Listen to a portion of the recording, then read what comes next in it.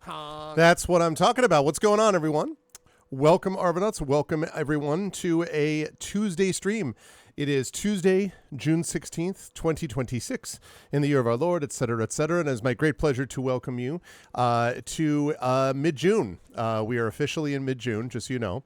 And we are only a few days away from the longest day of the year, after which everything's going to start getting lighter, darker earlier again until the winter.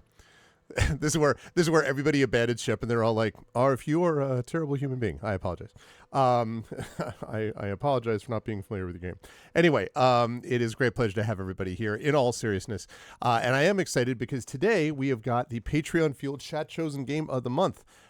Which we're going to be doing, called Six Ages Ride Like the Wind. I'm going to come back to that title because any of you who are of a certain age will just be thinking of a particular... Yeah, I know, sorry, Big Boss. Unfollows, unfriends, unsubs, dispose, unknows. That's funny. Oh man. But anyway, anyone who's of a certain age is going to know what I was thinking of when I saw the title Ride Like the Wind. But I'll come back to that in just a minute. Before we get there, though, a couple of quick reminders about ways to support the channel. If you haven't done so already, please follow the channel. Please check out our YouTube with !ArvTube. And please do join me over there. Please sub over there. And please contribute to the conversation over there. We've had some more people jumping on board the YouTube, which is great. Free for you to do that, but helps us out and gives you access to extra content. It is the night, I know. !ArvTube for that. !ArvCord for our Discord channel, which is always hopping and always happening, so please join us over there. The Blue Sky is !ArvSky, which has definitely been full of the discourse of late. Boy, has there been some discourse. So you should join us over on Blue Sky, !ArvSky for that. Website for this, arvineleron.com. Financially, !ArvTrayon is the Patreon, trying to build that back up into triple digits. We have had some new people jumping on board. Yeah, Triffin knows what I'm talking about. Triffin and Prince Justin both know what I'm talking about, actually. Oh my goodness, the discourse. Anyway, !ArvTrayon for that. And also, of course, Arv Shop, !Arv Shop for the merchandise area. And get cool swag for yourself. And I almost said, for yourself. You get something for yourself. You know what I'm saying? Get yourself something nice. Get yourself something nice and, appreciate it. Something for yourself and something for the channel as well. That's !Arv Shop. Also, subbing to the channel is always appreciated. Get those custom sub badges and emotes to use here, there, and everywhere across Twitch.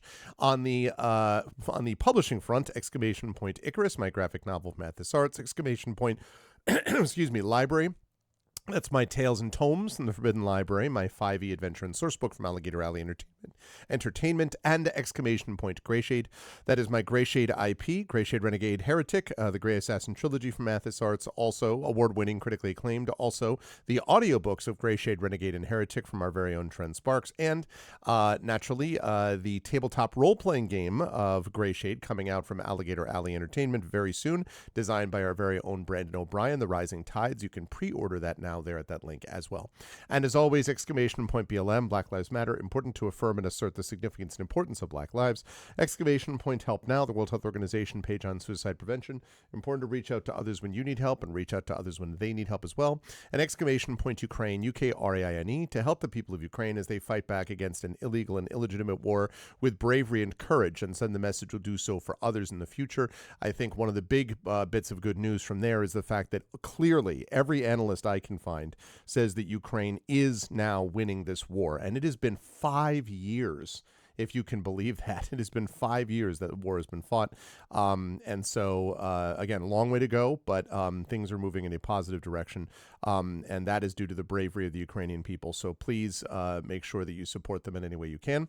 And as always, of course, as well, much love to the people of Minnesota and Minneapolis, the people of Memphis, Tennessee, the people of Newark, New Jersey, anyone who is battling against fascist takeover and federal occupation with bravery and courage. That is another battle that we are winning, albeit slowly. So hang in there, keep fighting the good fight, and thank you for the inspirations you provide every day.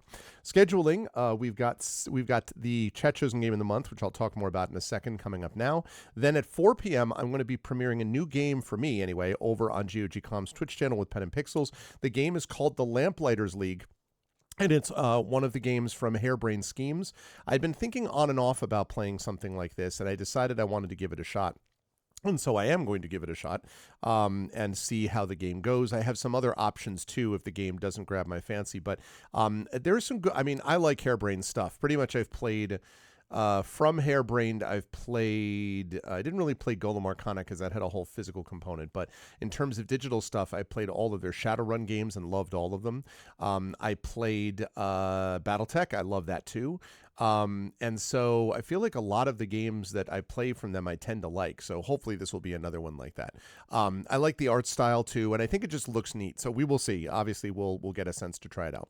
And then now tonight, I do have to mention tonight's a little up in the air. We're supposed to have the Vocalist playing Citizen Sleeper 2 this evening. However, I'm not 100% sure of that because we may have a responsibility today. This week and next week, leading into our trip to San Francisco, is going to be crazy pants time because it is graduation time. Graduation should be happening for my daughter on Thursday, but depending on how the weather looks like, they may reschedule it for the following week. And so there's all these like end of year, end of high school career activities going on, not to mention stuff with the end of the school year for my son. And like, so there's just a bunch of things going on right now. So I'm still planning on tonight at 9 p.m. with the Vocalist, but I can't promise it. We'll see.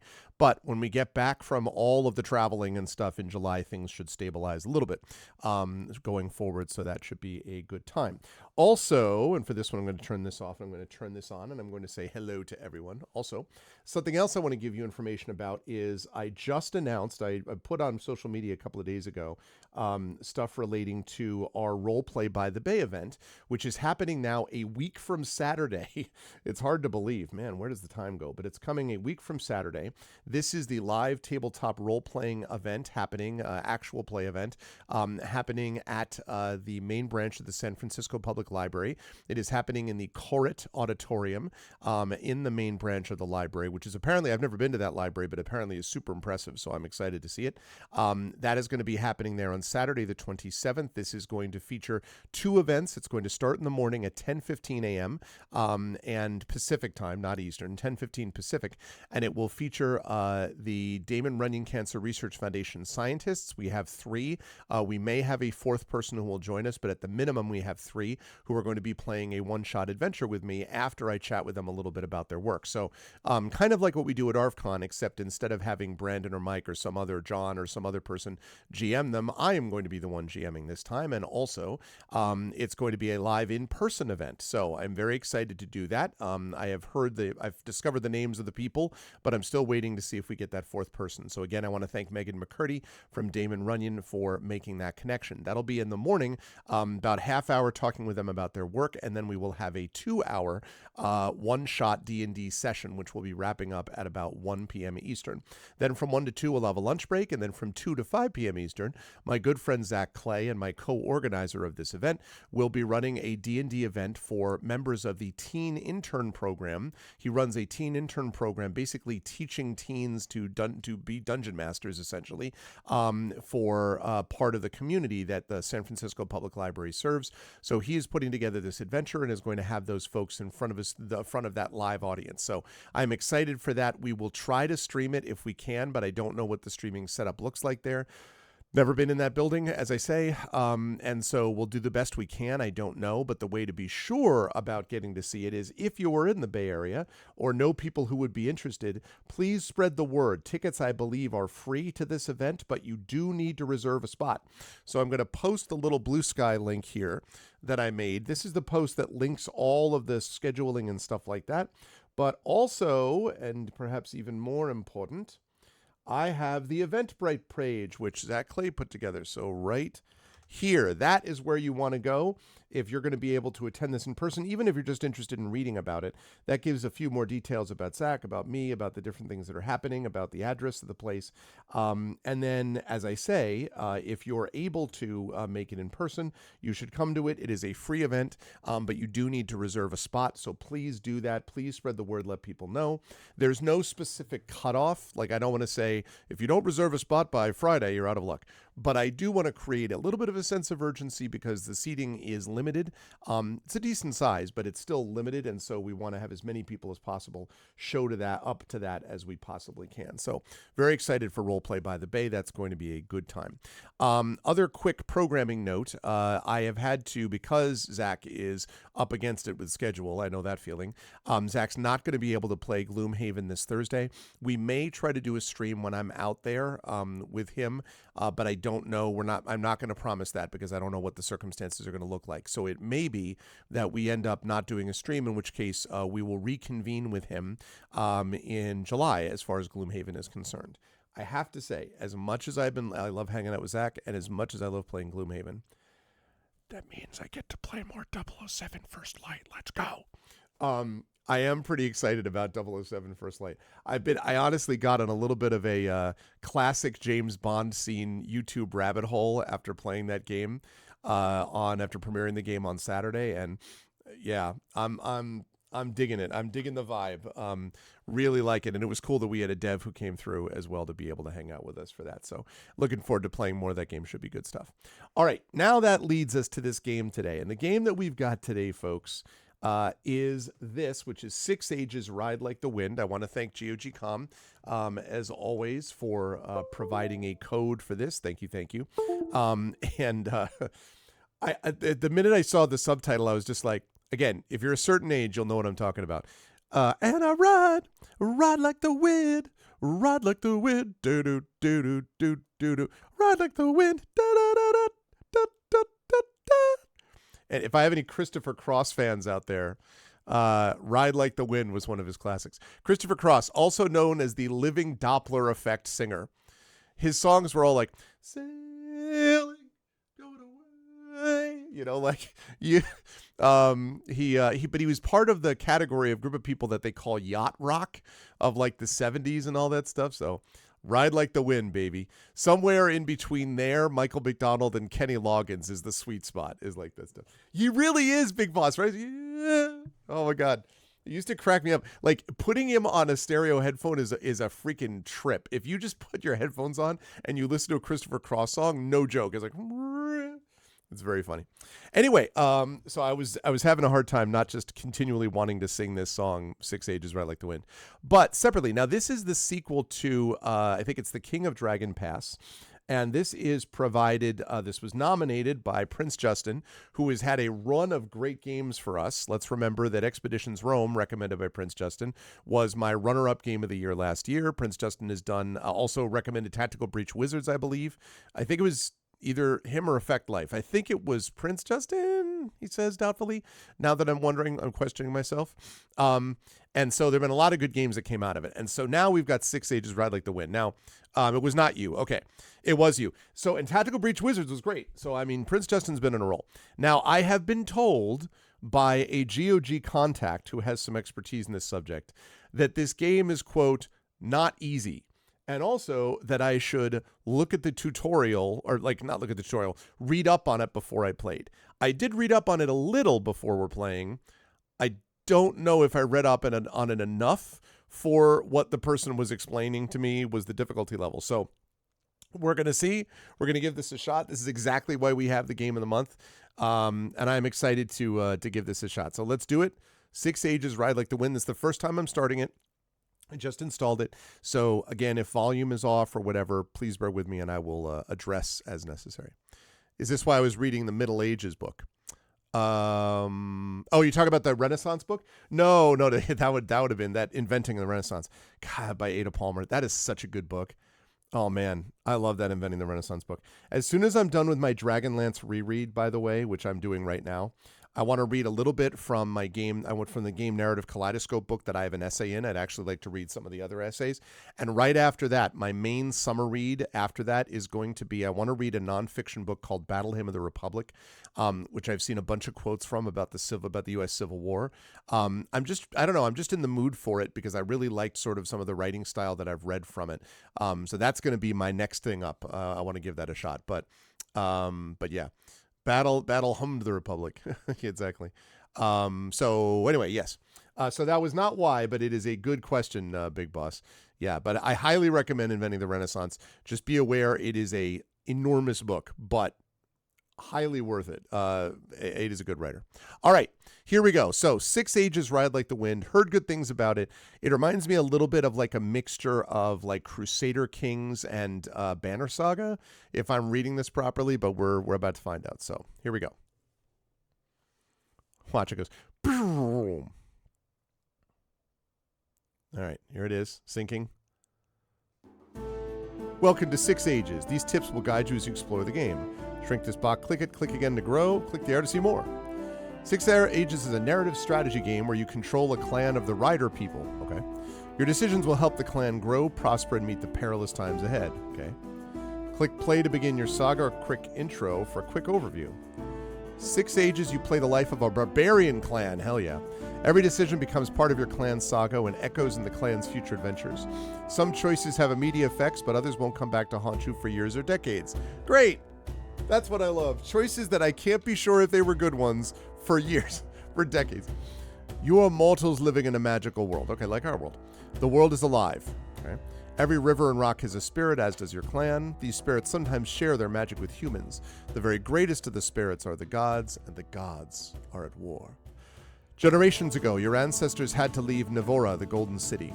Your clan just migrated yet again and must make a new home. Your goal is to steer your clan to survival as the gods reshape the world. Okay? Basics. The 7 faces at the bottom of most screens are the leaders of the clan, known as the clan circle. They can offer good advice, particularly if their skills are high. To check their skills, click their picture. Okay? Occasionally, their advice serves their own agendas better than it serves the clan. Lovely. Time. Actions you perform, sacrificing, building, etc. advance time. Events may occur after each action as time moves on. In the time it takes to perform 2 actions, a season passes. The agricultural cycle is important. Avoid raiding when your clan should be sowing or reaping. All right. The many paths. There is seldom just one proper response. Many choices test the abilities of your leaders. Most have a chance of succeeding, but even the best choices have a chance of failing. If you fail the first time you try something, that doesn't mean that it's impossible. You can improve your luck by choosing responses that seem to best match your leader's abilities. Okay. Goal. We don't want to spoil the plot twist by telling you your clan's specific goal. What, there's a plot twist? What the hell? I was not told that there would be a plot twist. And in any case, you can't force victory. Oh, yeah? Oh, yeah? You can't force victory. Then what about the recent Gulf conflict in which we lost? Keep your people fed, increase your prestige with other clans, and grow your wealth so you'll be able to take advantage of opportunities. All right. All right. All right, chat. Here we go. I like that there's no difficulty level. It's just, you're just going to play it. That's how this goes. 6 Ages. All right. Well, coming next, The World Reborn. Hey, Prince Justin. Oh, no, Prince Justin said he didn't play this. Because I was going to ask whether or not I should. I guess I'm going to do the tutorial. You know what? All right, your clan. You'll be directing a small clan which uses bronze weapons and guards the secrets of riding horses. That's right. Your first decisions form a backstory that determines your clan's tendencies and preferences. Okay. There are no right or wrong answers. Your choices determine your clan's history. Choices are always presented in bold. Here they're also in yellow. Okay. Your story begins not long after the gods made people. The Golden Age was a time of harmony ruled by the sun god Yelm and his appointees. Your clan traces its ancestry back to those times. Which of the gods did they favor? Emperor Yelm, shining above the Golden Empire, or Nyalda, the great Earth Mother, whose bounty made sure no one was ever hungry? Let's go with that. We built a shrine to the earth. Later, we made sure to have one whenever we moved. Proceed. Oh, cool. The storm god Orlanth led a conspiracy of rebel gods against Emperor Yelm. Armed with the new power of death, he slew Yelm, sending his light to the underworld. When the sun fell from the sky, the empire fell apart. Smaller suns lit the world in Yelm's place. Darkness and sea gods became a threat, but Orlanth and his violent allies dominated. What was the worst danger your ancestors faced at this time? Trolls fled the underworld to the surface darkness. Always hungry, they tried to devour the herds. Or a great flood drowned the empire. We helped Anaxiel the sailor build a great ship to save civilization. Yeah, it seems like there's a lot going on in this place.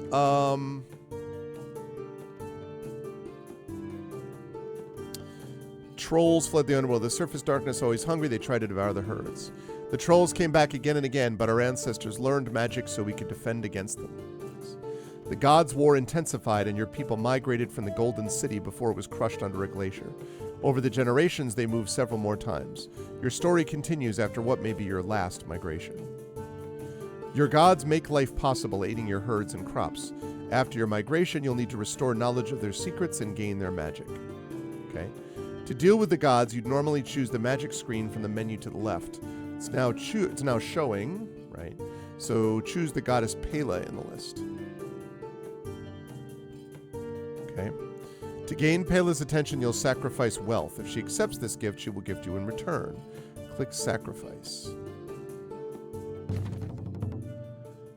Sacrifice. To learn magic, sacrifice for mysteries. In general, sacrificing valuables worth at least 5 gods helps get the attention of the gods. Use the sliders to choose wealth and click Sacrifices. Okay, so if we do...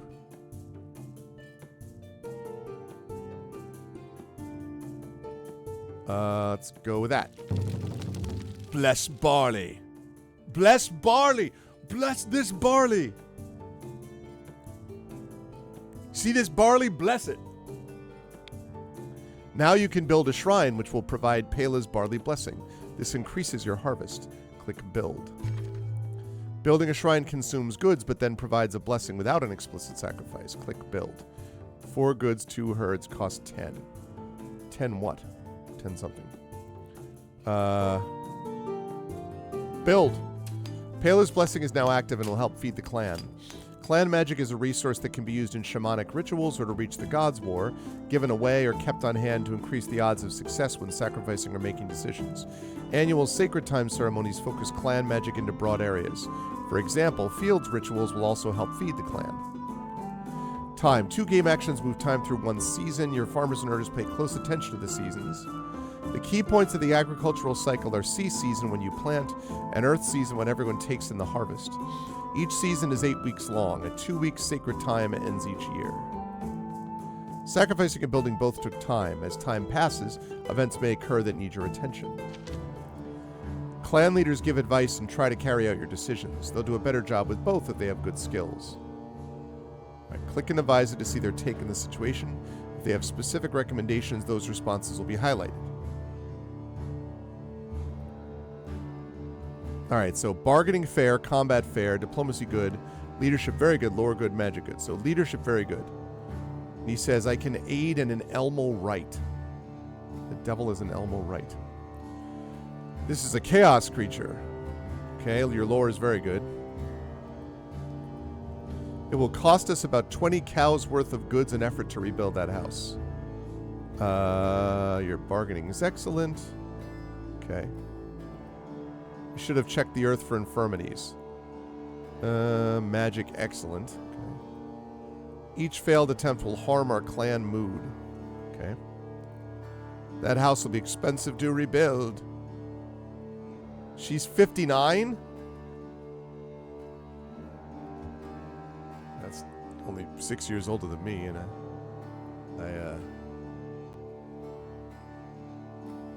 don't.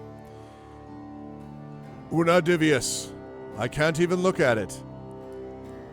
looking at it, very bad. Food excellent. 69, right. Life is tough. Yeah. Chlorantha ages you fast, I guess. All right, so I can aid in an Elmo right, which is the whole kill it with magic thing. All right. A bizarre monster bursts from beneath the earth to destroy a house belonging to the Carant family. It snares Chanwi, an elder of that line, in the grip of a formless appendage. No, Chanwi! Nearby folk rush to pull her away from it.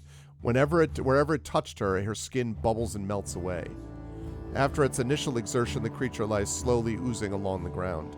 You give it a wide berth, but can't leave it there in the middle of the village. Let's kill it with magic.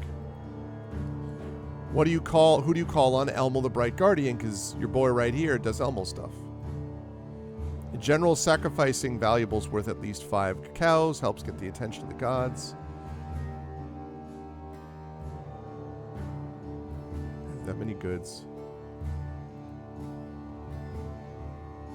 That didn't work. Your leaders may not be skilled enough to succeed, or fate may simply be against you, so you'll need to try something else. The priests emerged from the story, tent dizzy but disappointed, unable to leap to Elmo's side. Joran said this was perhaps not a problem large enough for him. All right? Kill it with fire. It let out a sizzling sound and was consumed by the flames. Wow. Okay. One of your herders spotted trolls in your wildlands. They were wounded, but by who or what he couldn't say. Any single troll is more than a match for 3 strong warriors, but if they're hurt, those odds surely change.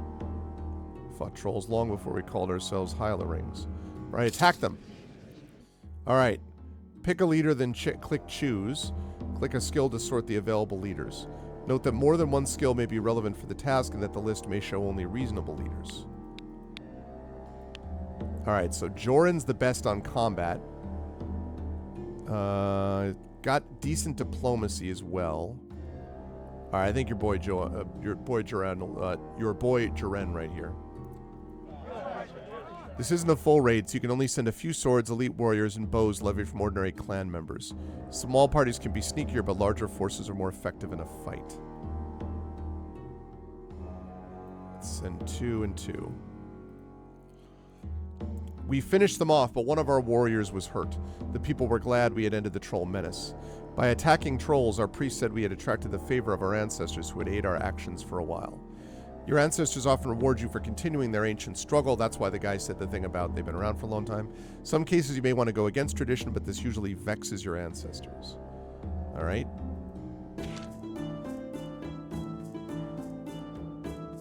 Oh, they are? Yeah, okay. Man, I just made all these adjustments for the James Bond game. No, that's fine. I will...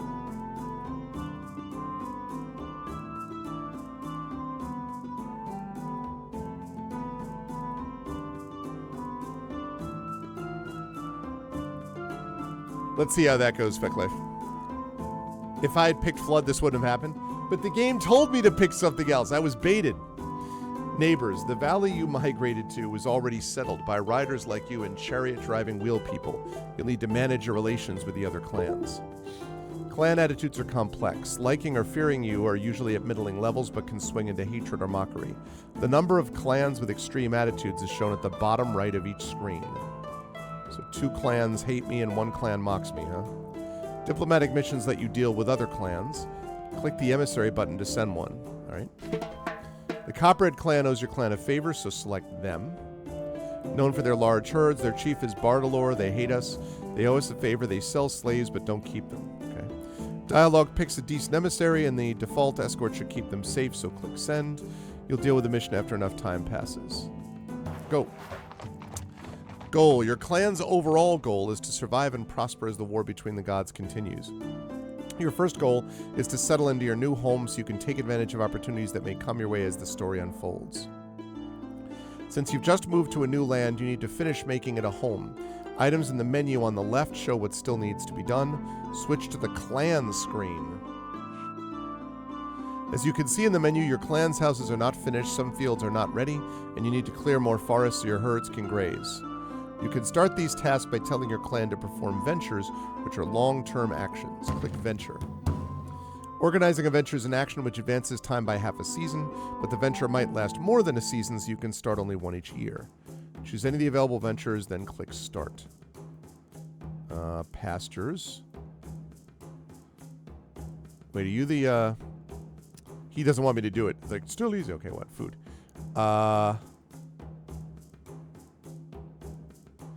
Alright, expand the fields. Unidivus led the clan in the lengthy work of removing stones and ripping out Concornia roots. That it was a much easier task to consecrate the newly cleared fields to Pella and Nyalda. Organizing the venture advance times so your emissaries arrive. Note that they're the only leader who can give advice. As usual, none of the responses are right or wrong. You'll need to pick the most important one. It's always helpful to have more animals in your herd. They could always teach us more about the gods. Your emissary Darissa approaches the Copperheads, asking them to make good on a favor they owe you.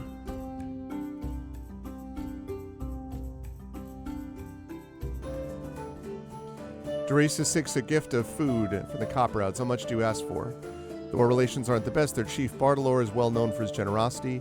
Perhaps we could get a little more than the customary amount if we asked. Let's go with a little more than custom demands. Bardalor, chief of the Copperhead clan, agreed to give us the extra food we asked for.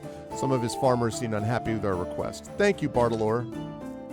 Summary: you're guiding a clan with a history. You need magic to survive. Actions advance time through the seasons. Individual leaders carry out your decisions, give useful advice. Relations with neighboring clans are key. Prestige and prosperity let you seize opportunities. You're ready to make your own story. Guide boxes will explain the game as you play. Each screen has a help button, which also lets you quickly access a manual with more details, and you can learn more about your world from the lore screen. This game is meant to be experienced, not solved. Your reaction, in other words, don't save scum. Your reactions to crises and opportunities are as important as actions you choose to take. You might not understand everything at first, but that's okay. Ride on, learn, and you will eventually prevail. All right, let's go. New game. Since you've completed it, the tutorial is now out of the way at the bottom of the list. Okay. New game. All right, so they're always presented in bold. All right, so I already read this. We're going to go with Nyalda again. This event identifies the type of people who made up your clan. Before you start play, you can revise your choices. Again, there's no best answer. Your leaders may be wise at lore, even if their ancestors didn't copy the star ledgers. Okay. The Golden Age ended when the storm god Umath forced his way into the world through a flaw in the Sky Dome. Constantly moving and violent, he rebelled against Yelm. Yelm's celestial sons responded, sending Umath crashing to his death in the far north. Other gods fought as well. As instability spread, humans became more dependent for survival on the gods. In turn, humans helped the gods. Which famous event of the gods did your ancestors support? The milk gift of Pusanari, the cow mother. We supported this, chat. You know why? Because not to do so would have been utterly ridiculous. We were not cowed by this moment. We weren't going to milk this situation for all it was worth. It might have been cheesy. They might have said, how dare E do this? But nonetheless.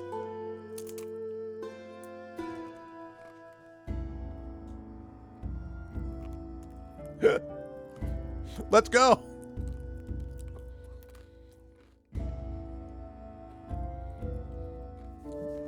No.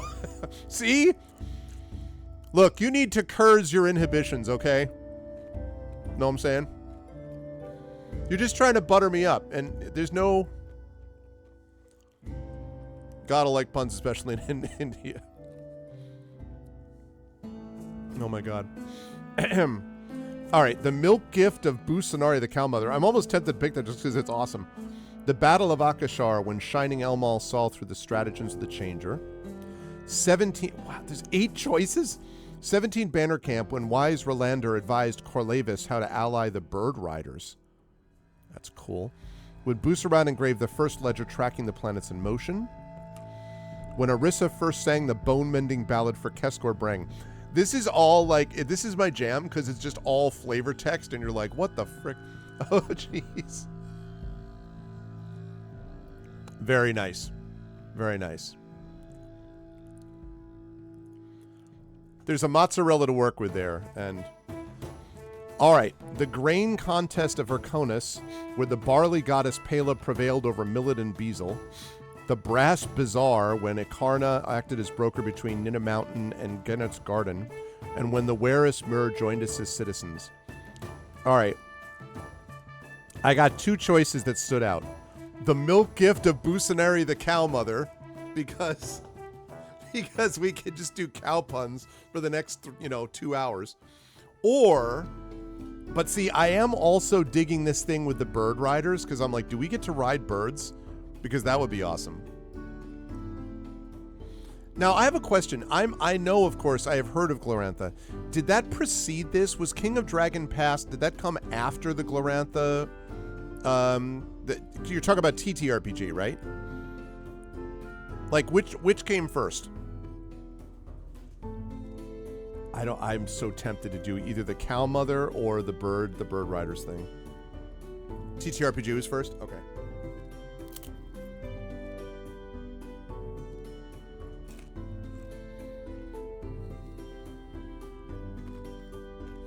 Oh man.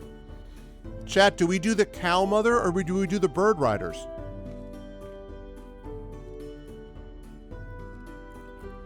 I feel like the cow mother choice is going to be just Jokey McJokeville, but the bird rider one sounds awesome. You mustn't let time fly on this one.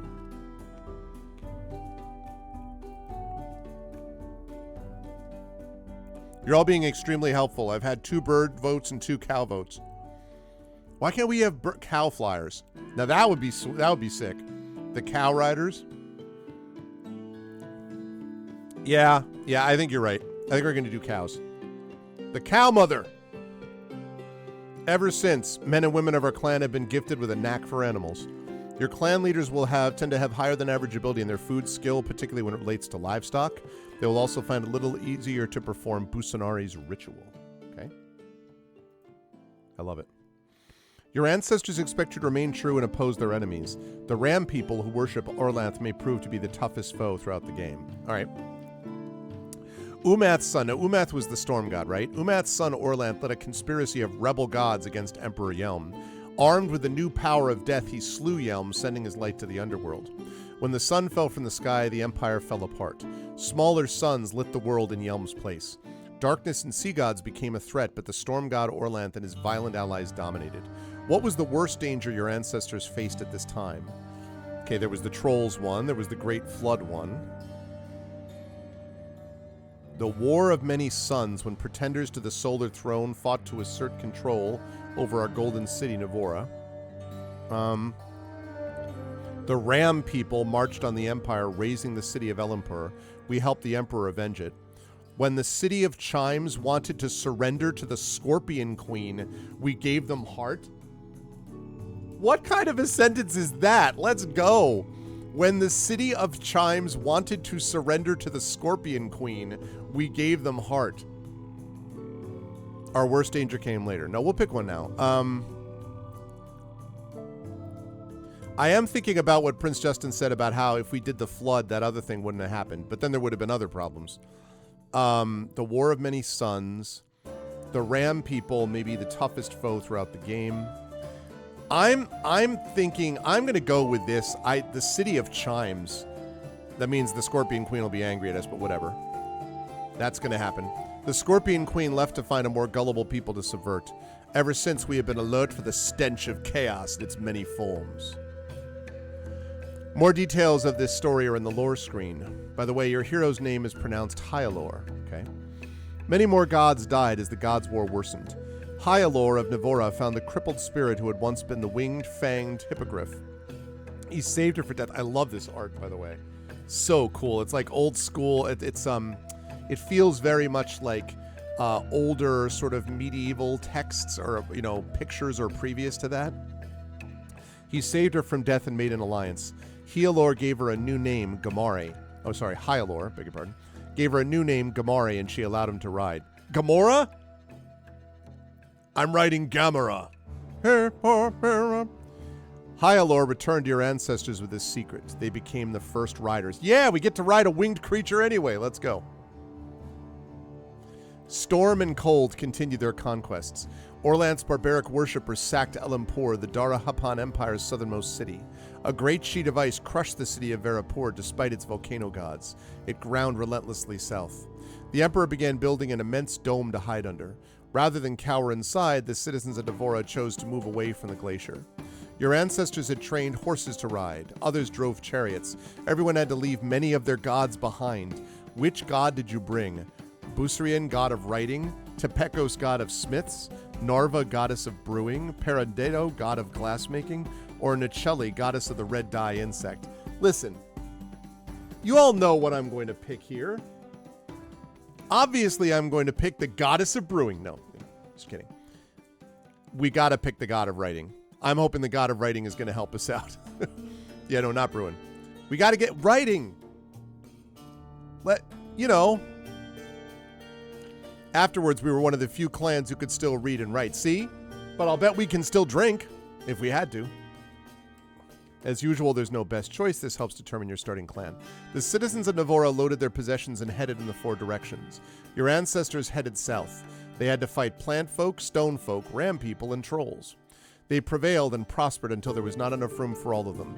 They divided into 4 groups. 1 remained. The others went west, south, and east. Which group was your ancestors? 1, the most warlike. 2, the best herders. 3, the wealthiest. 4, the best magicians. 5, the most dissatisfied.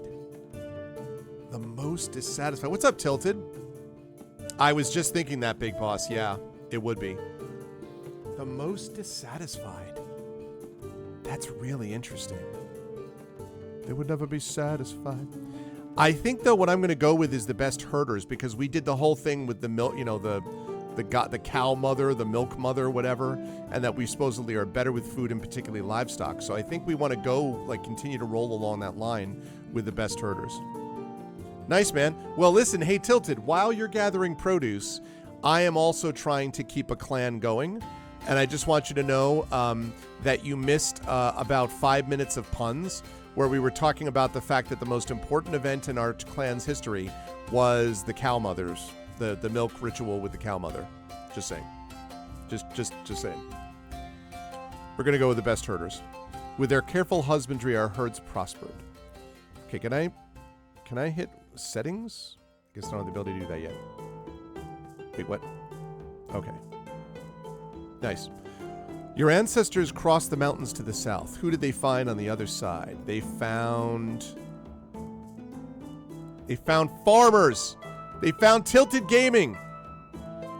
Once, our ancestors might have taken outsiders as slaves, but those days were past.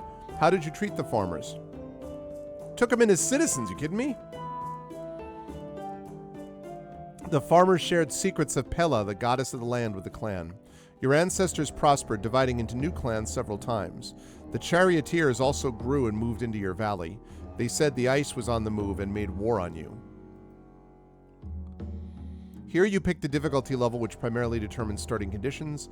Even with easier difficulty, you need to worry about economic disaster. It's much more likely at hard or harsh.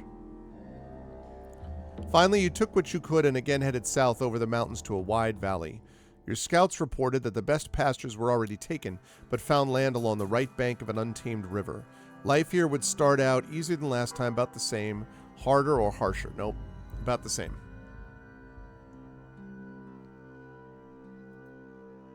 It may not be easy, but once you build up your shrines, you should be able to produce enough food.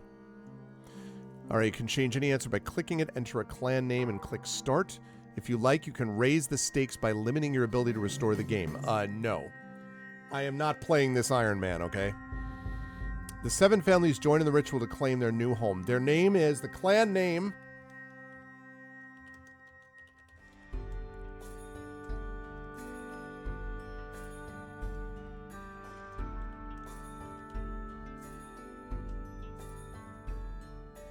Just kidding.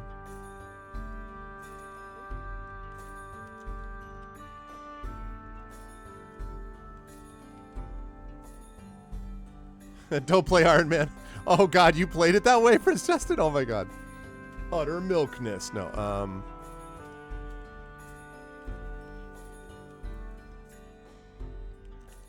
the cheese graters. No,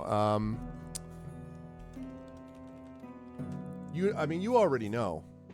You already know. You already know what the clan name is.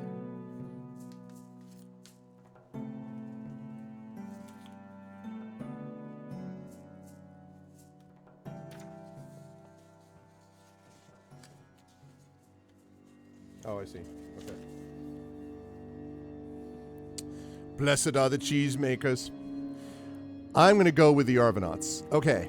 Your clan history. The first god your people worshipped was Nyalda, the Earth Mother. Okay. Your clan's earliest famous event was when Busanari gave her milk gift. Your ancestral enemies were the forces of chaos. When you left Navarro, you made sure to preserve the secrets of writing. When the first clan divided, your clan had the best herders. During the second migration, your ancestors discovered farmers and adopted them as citizens. Life would be as it normally was after migrating. I like this. Unlimited? Yes, absolutely. Let's go. All right. The 2-week sacred time precedes each new year. The clan performs ceremonies to allocate its magic resources, magic at the bottom of the screen, for the coming year. Putting magic into an area gives you a bonus for all actions relating to that area throughout the year, e.g. Wild's magic helps your foragers and hunters find food. Your advisors have their own ideas, but clicking checkboxes to put some magic in fields for more food and ritual to learn new magic is a good way to start. You don't need to spend it all. Okay, so fields and ritual. Definitely. Definitely. Sacred Time, Urzina 4. In the 4th year of her chieftainship, Urzina led the Arvanauts clan. Oh, I should have said Arvanauts clan, not the Arvanauts. We're playing like Calcium Man. That's true! That's true, Calcium Man. Many said this would be our last migration, with the ice growing to the north and barbarians to the south. We settled near the untamed Black Yale River, finding new pastures among clans that had moved to the valley earlier. Some were friendly, others less so. It was time to rebuild our relations to our gods and neighbors before we ran out of the food and wealth we had stockpiled for the migration. We also needed to finish preparing our farmland and homes. We are known for being the last clan to arrive in the valley. And that's the saga, right?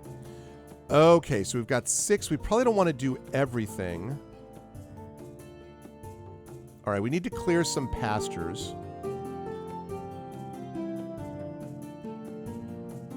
And since we need to rebuild our relations...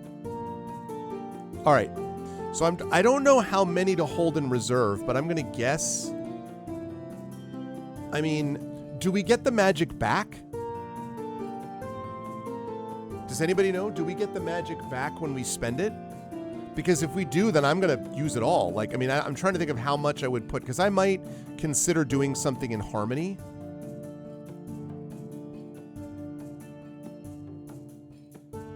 It does? It's an investment, so I played them all.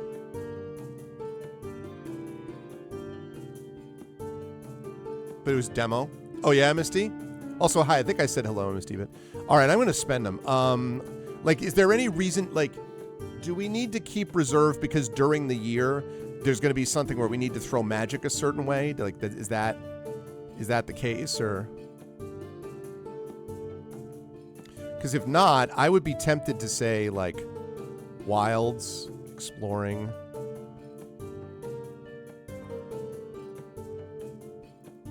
And another fields thing. What do you think? Concentrate our magic. Devote magic. Shrine. Allocate magic to fields. Okay, so we definitely need... Keep 1 or 2 in reserve, yeah.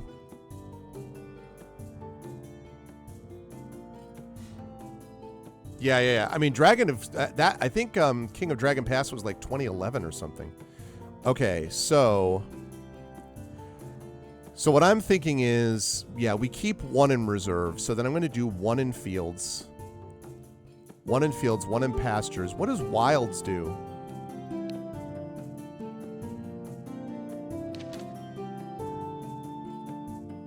Is there a search function?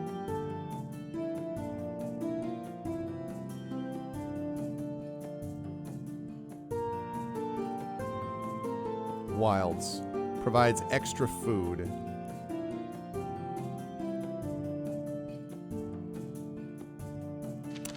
No, all right. Obviously food matters, but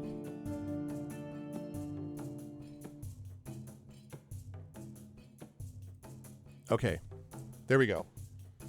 Here we are. We got 1 in reserve. We got 2 in fields, 1 in pastures, 1 in harmony, 1 in ritual, 1 in exploring, 1 in diplomacy.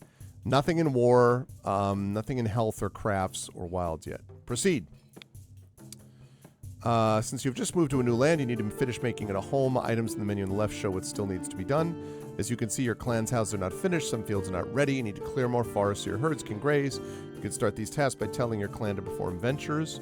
Start the expand fields venture now so we can construct our homes. Okay. Ventures are large tasks, right? You said that before. Everyone will do what's best without needing all this organization. No, Indaro, get the hell out of here. We need to expand fields.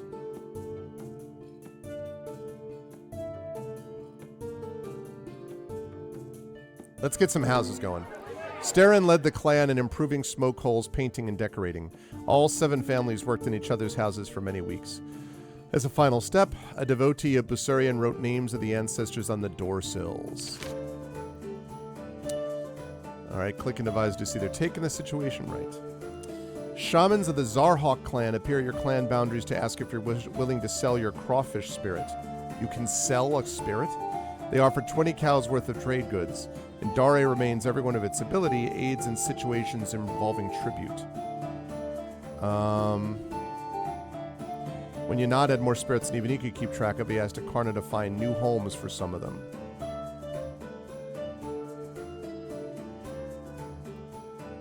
Wheels don't understand spirits. We need more of them, not less. More goods never hurt. It's not critical. We should get rid of our spirit. Can never have too many spirits. If you do, you aren't creative enough. That spirit's sworn to the Arvanauts. I should not have said the Arvanauts. Those drum smackers would mistreat it. Okay, that's nice. Garden variety racism. Crawfish spirit's the only sworn spirit we have. I'm going to decline. Do you have any spirits to sell? They said that if they had spare spirits, they wouldn't need to buy a crawfish spirit from you. That's cute. Can't be selling my gods, my dude. I decline. They thanked us for attention and departed. Screen shows the size and mood of your clan and lets you pick new advisors by reorganizing your council. Also lets you start ventures, long-term activities that normally last a year. Okay. Trying to lead a clan of 657 people is hopeless. It's because you only have fair leadership. People would be happier if we didn't have all those cows and goats to worry about. Wrong. Nothing we can do will keep everyone healthy all the time. Probably true. When we can start another venture next year, be happy to lead the entire clan in preparing more fields. Might do that. Should be sending more exploration missions. We're working on it, bro. Spent 1 point of clan magic on Harmony. Didn't perform any health rituals. Didn't know that I could do that. Oh, good. I can move it. Oh, nice. Okay.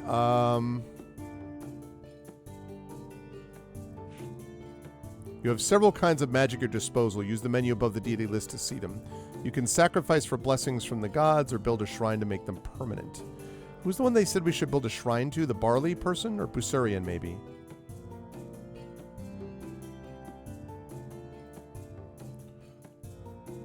Watcher of the Stars, God of Written Lore. Should learn Akara's mysteries, consecrate a shrine to her. Okay. More temples and shrines you build, more like the gods will visit. Need the help of the gods. Build shrines, devoting 2 cows and 4 goods. Still learn one on all these blessings. She's more likely to answer a sacrifice.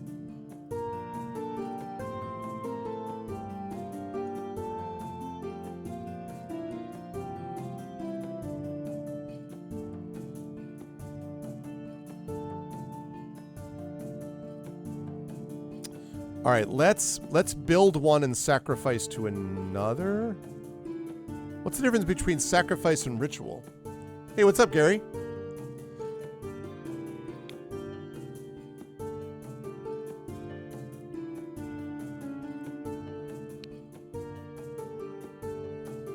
Blessings that help produce food.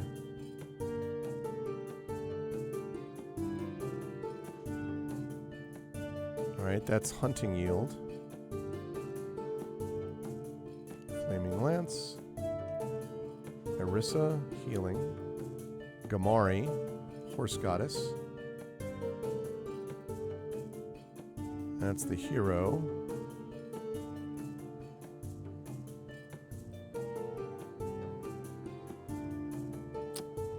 Nyalda's a possibility. No. Oh, that's right. Bless Barley.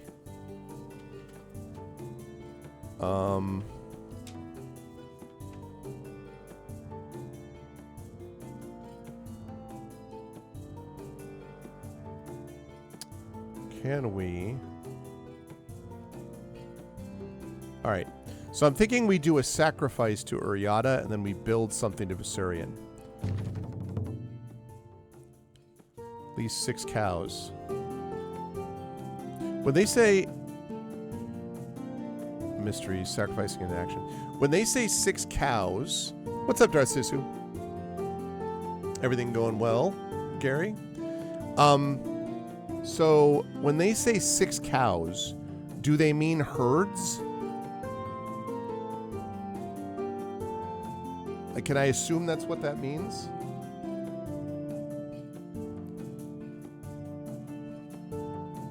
And also, are goods and herds equivalent?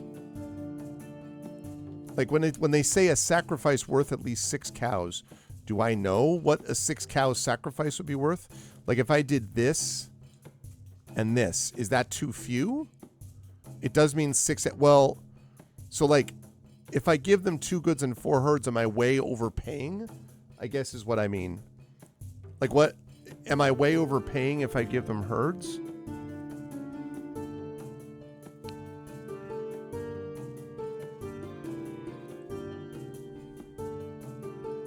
Herds are worth more? Do you have a sense? So, like, so 7 cows. Like, how much is in a herd?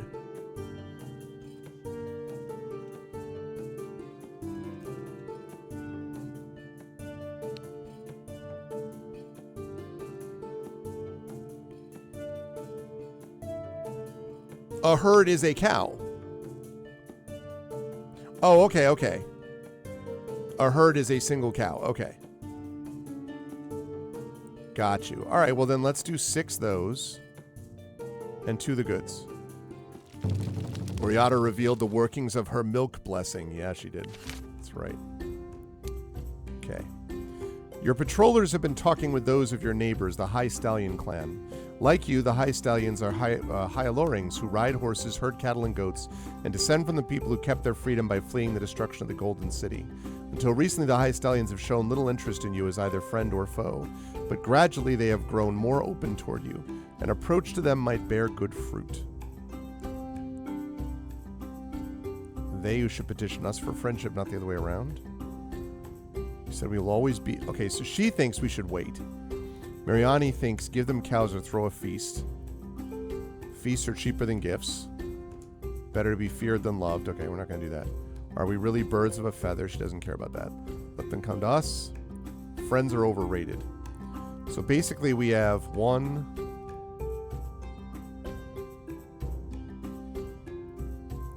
So we have 3 people, 3 advisors think we should wait. 2 of them don't really care either way.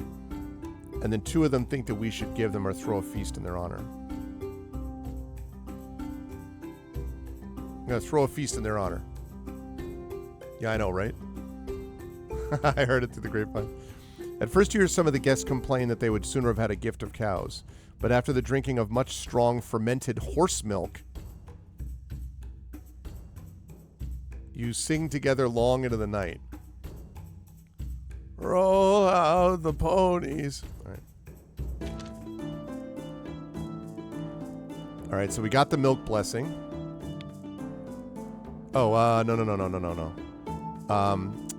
Where's Busurian? I want to do this. Why does it say learn mysteries before building a shrine? Does that mean what? I don't...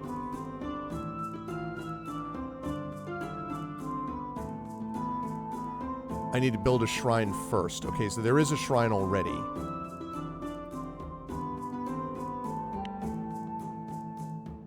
I see.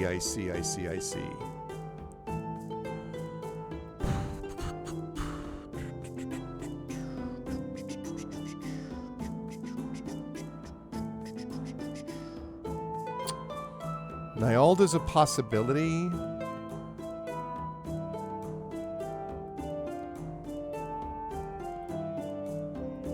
Busurian, I can't do that yet. All right. We're not, and that's maybe a little bit putting the cart before the horse anyway.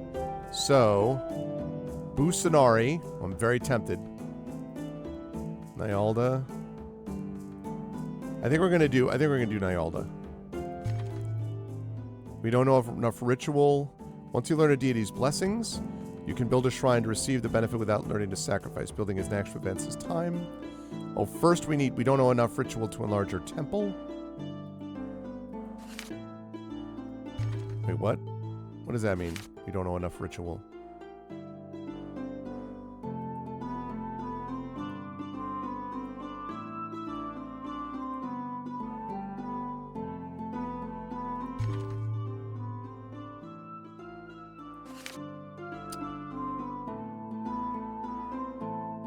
Right. Yeah, no, I got that. I think I figured that out, but I'm a little confused as to why I can't...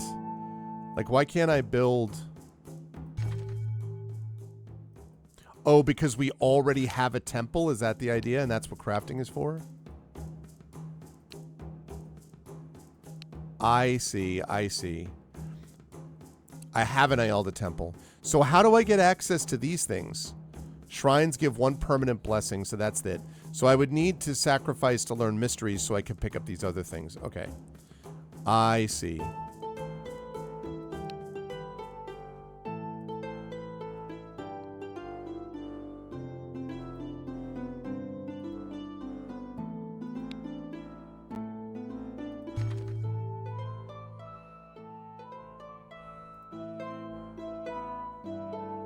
Let's go. Cow mother, tell them we will defend those horses with blood and sweat.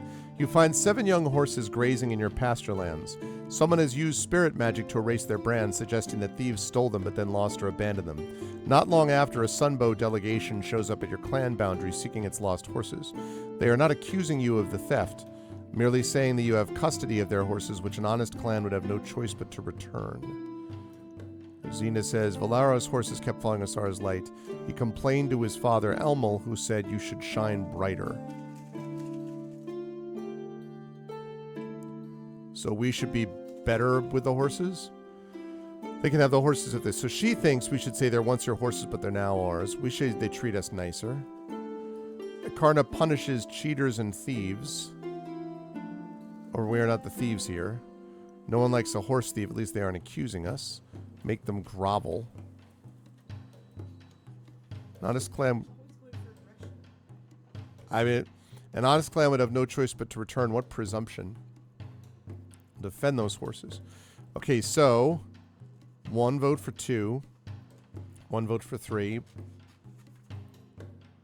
2 votes for 3. 3 votes for 3. 2 votes for 2. 3 votes for 3. And 2 people who don't care.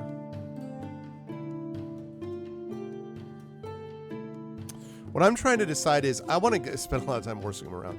I'm going to give them the horses, but I'm trying to figure out whether I should ask them to moderate their tone.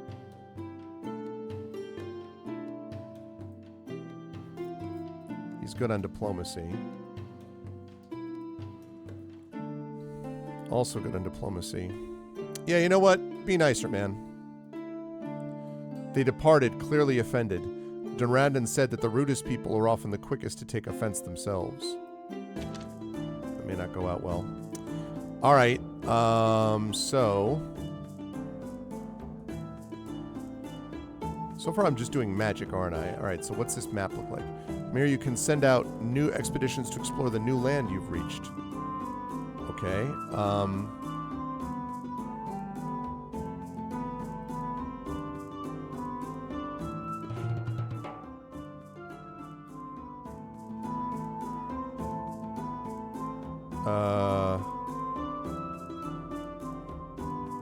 explore.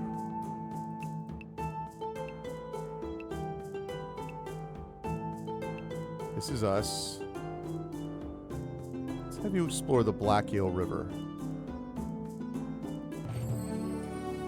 My party and I were able to cross the Black Eel River without too much trouble. I'm worried that the next time might not be as easy, even though this river was not as powerful as the Arcos which flowed in our ancestral homeland. The Black Eel River runs past your clan and joins the Oslira. Performing the Taming the River ritual allow you to cross it reliably. You can learn the ritual by sacrificing to Elmal for mysteries, then attempt it from the ritual dialogue. Okay.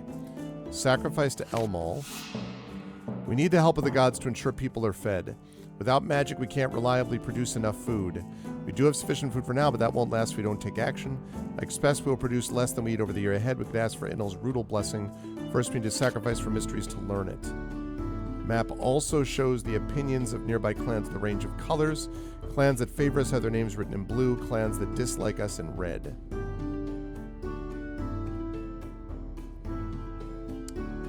Yeah, that I'm glad, Prince Justin, because I was like, look, man. Okay. All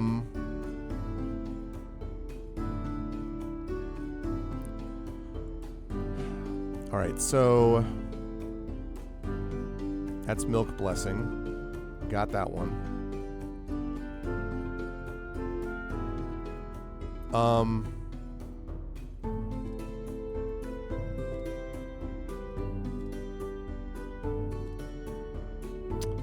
Elmal, right? Sacrifice. Mysteries, 6 cows.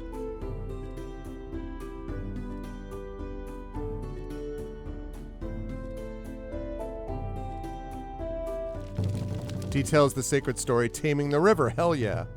While we were exploring to the southwest and noticed how the grass on the hillside was greener in the shape of a horse, we searched where its eye would be and found a rock inscribed with the same design.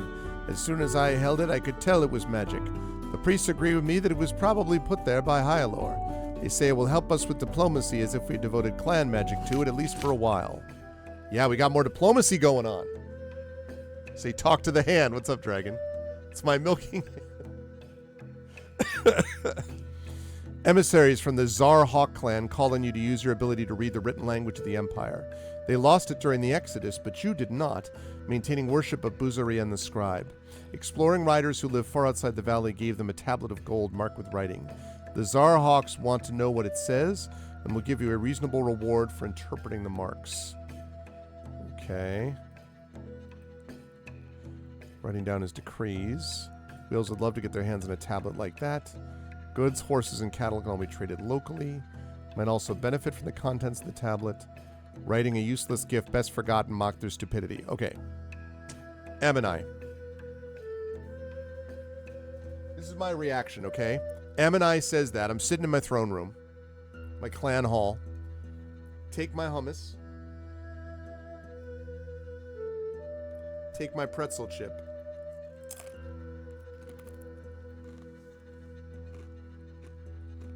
And with my mouth full, I say, sorry, did you say that writing is a useless gift, best forgotten?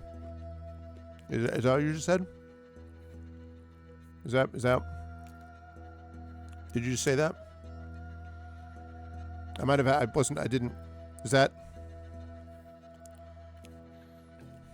Get out of my sight, Ammonai. A blessing would be most helpful right now. I was thinking blessing too, actually. I'll do it. They agreed to perform a rite to bolster our magic. Those priests who preserved the lore of Buzarian, god of scribes, poured over the tablet.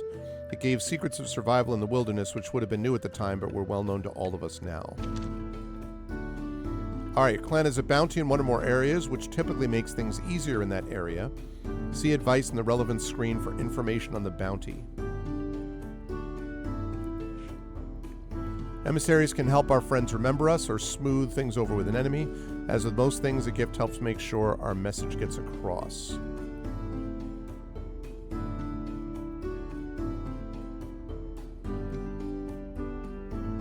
We owe them a favor? I'm sorry, what? We owe them a favor? I think you mean they owe us a favor. We just interpreted the freaking tablet for them. Exactly, Big Boss. And I'm here to remind you of the mess you made when you talked bad about writing. Known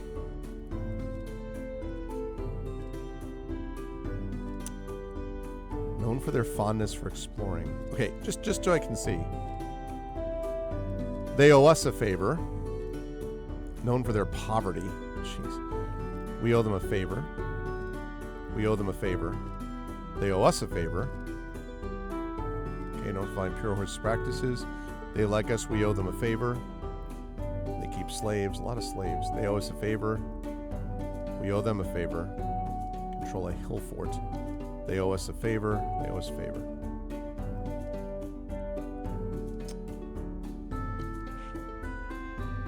Screen lets you review your clan's worldly treasure. It's also where you can send out trading caravans. Need to clear forest. I hear you. Contains stories about the Gods' War as well as your people's history. Your clan can reenact some of these stories as rituals, sending a clan member to the Gods' War to participate in these deeds. Tracks your clan's important activities. Okay. Here you'll send your clan to war, both small herd raids and full-out raids. If you launch raids during sea or earth season, your crops will suffer. It's late earth. We're not doing that right now. Relations, map.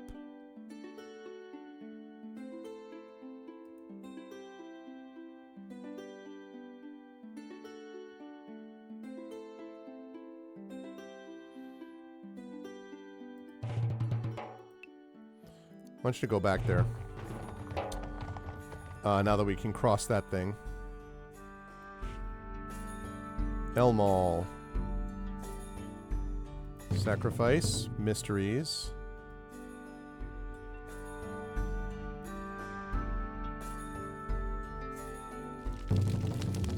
Protection blessing. While exploring to the south, we found the lands of the Porganarsi clan. They are Rams, followers of the murderous god of storm. We steered clear of them. I guess this explains the stories we've heard from the Zarhawks about all the clouds across the Black Eel. Whoa. What is this? Strange foreigners seek permission to rest briefly on your clan boundary. Speaking in the common trade language, they identify themselves as Agamori. We now dwell in a place called Gennert's Garden. We captured this ice demon. Once we reach home, we will extract its secrets, break its power, and warm the world again.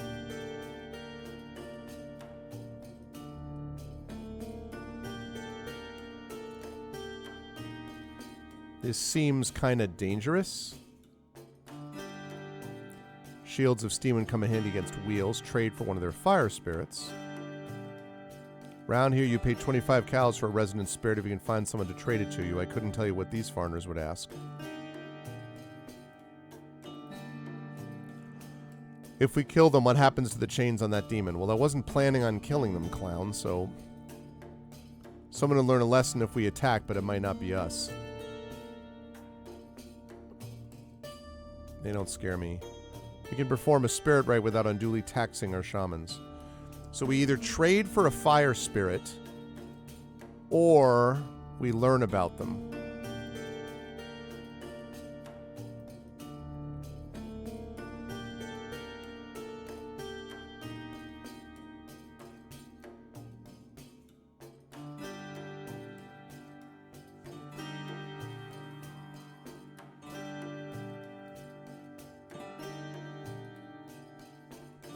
I don't know whether to trade for a fire spirit or whether to learn about them.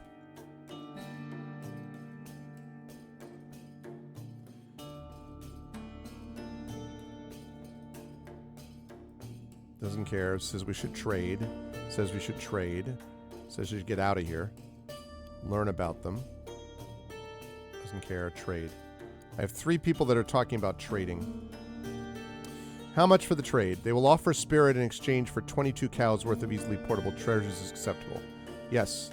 Spirit resided inside an unusual seed case would help without needing to be bargained with. Okay.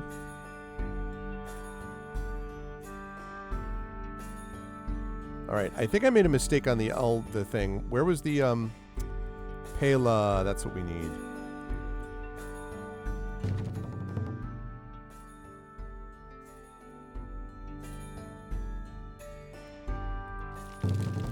Received our sacrifice favorably.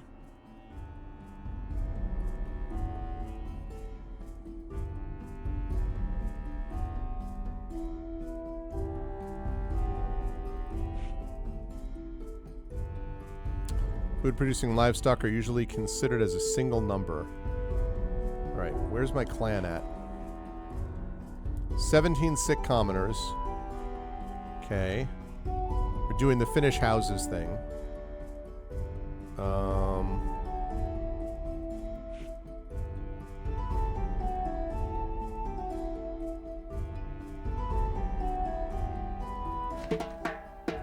Emissaries can perform a number of missions. Giving gifts is a slow but good route to popularity. If you want an alliance or tribute, make sure the clan likes or fears you first. Okay, let's see.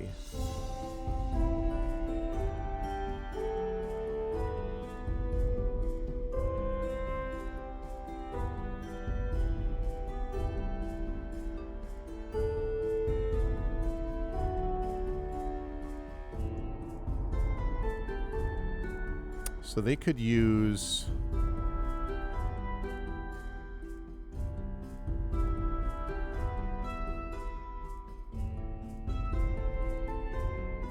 do 2 horses, 6 herds, 3 goods.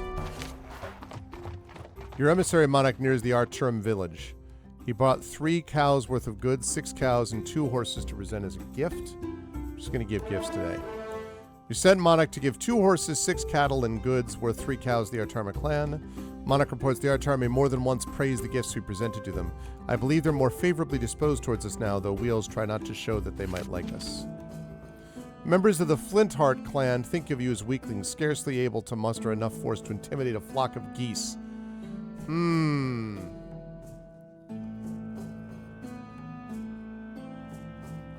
Oh yeah. Sorry, I've been moving things around. This is a very different UI than James Bond is.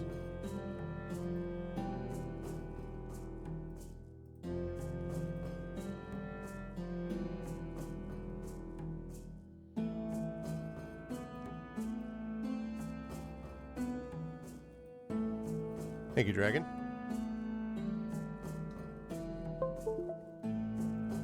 So, connect a battle raid, a herd raid, or an honor raid.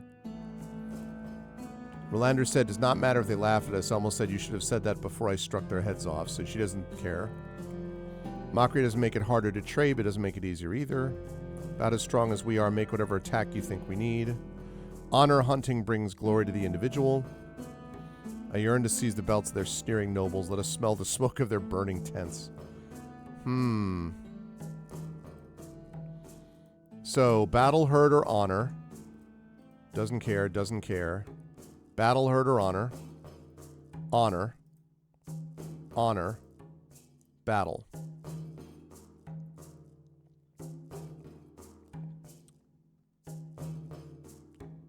Exactly. You have no honor. All right. We're going to send 4 swords, 8 bows. Strong-thewed Flintheart warriors rebuffed our efforts to strip them of their belts, emboldening them to further mockery. I see. What the heck? Well, that's unfortunate. Yeah, I know. Maybe next time I will. I don't have a sense of, like, numbers yet, so...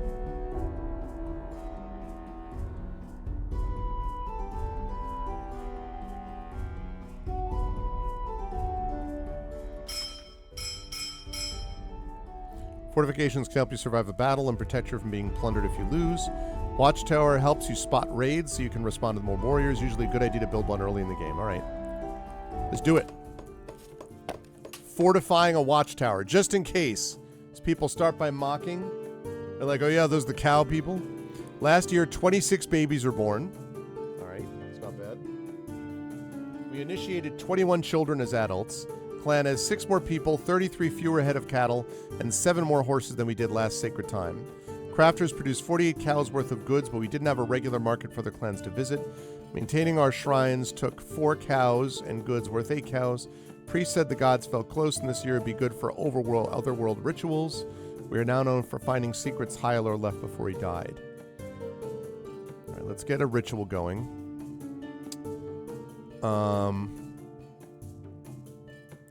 Couple on diplomacy.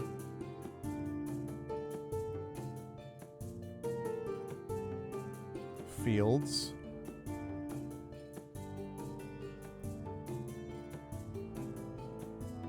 I know. Can we switch to cheaper gods?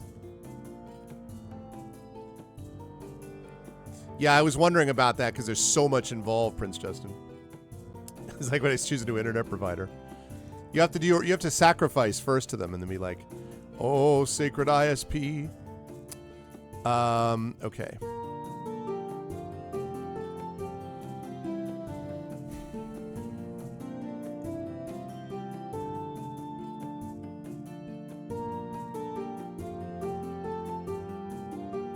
There we go.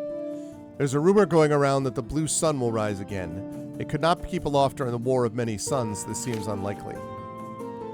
Show the clan's divine magic and active spirit magic by clicking the rune towards the bottom of the menu. Point to a rune.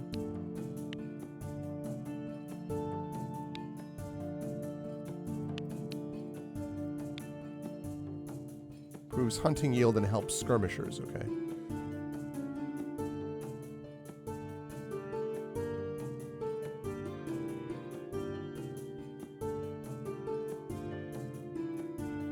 Okay. All right, let's venture. Suggest a venture. A good time with an otherworld ritual.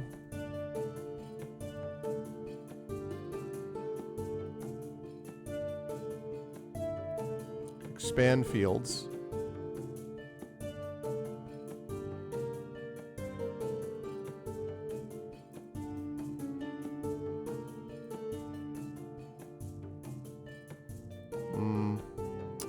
Seems like we need to build a market, so trades.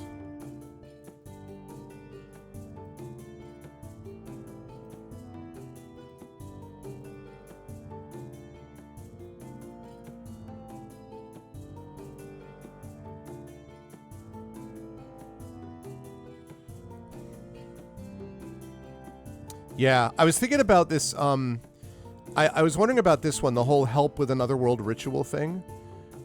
I don't know if that means that that's something, this is a good time to do it, so we should be doing that now.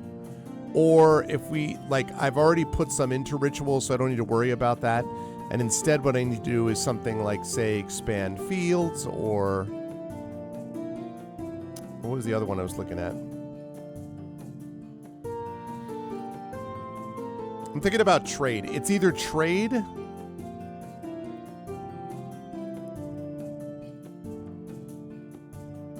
or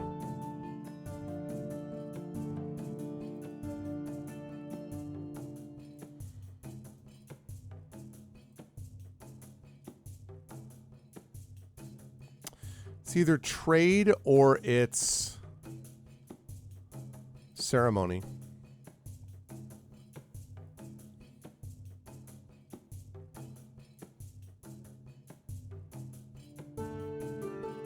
Although I guess what we really need is to build a market. I'm going to do this ceremony. Led the clan in half a season of ritual preparation. She felt that the gods favored us. We had a good supply of ground ochre, the stone faces were cleaned, and the singers have been practicing.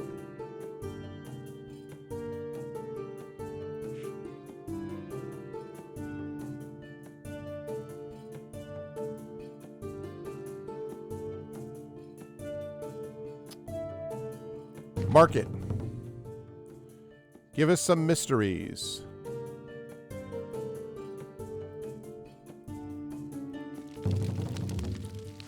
Aha, trading. We need is trading. People of the Old Eagle clan have been acting skittish around you lately. Yeah, well, because we're part of the Young Ravens trade, you know, so. Doubtless this is due to your fighting prowess. Oh yeah, I'm sure. Some of your advisors say that is a problem, others that it's an opportunity.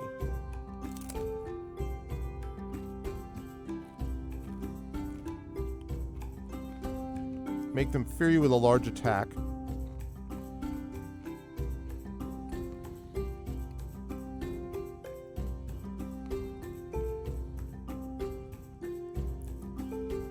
Make them fear you. Wealth is taken by force. It's the emissary who speaks, not the traitor. Full battle is riskier than on a raid, but carries greater rewards. But our archer women lose the first volley. To arms, my friends, to arms. All right, I'm going to make them fear you with an honor raid.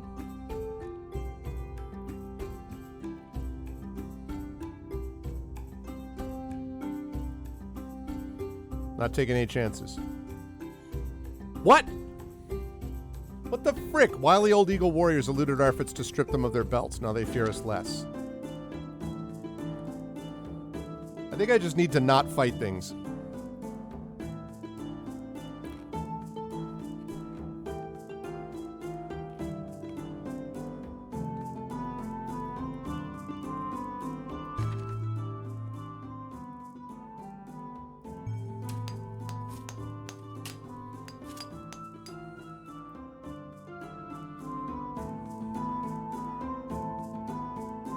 Yeah, time for an audit. All right. Sounds good. Good luck with Good luck with everything, Prince Justin. Yeah, it's true. We are the cow people.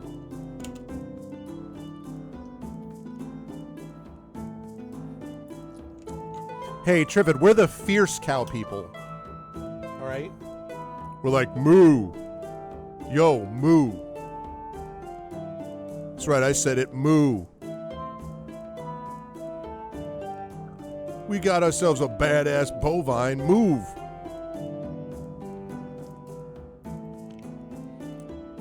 Okay.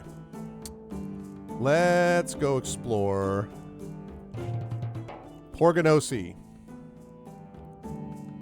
Send. What? A liar and her party could not find a place to cross the Black Eel River. Thousands of eels swarmed, the horses wouldn't go near them. Clan magic. With the support of the clan's magic, they were able to cross and continue their journey. Emissaries of the Zarhawks approach you to request your participation in a mass ritual to guard the valley against Granite Rain. Granite Rain. You are hearing of this problem for the first time, having seen no sign of it before or nearby.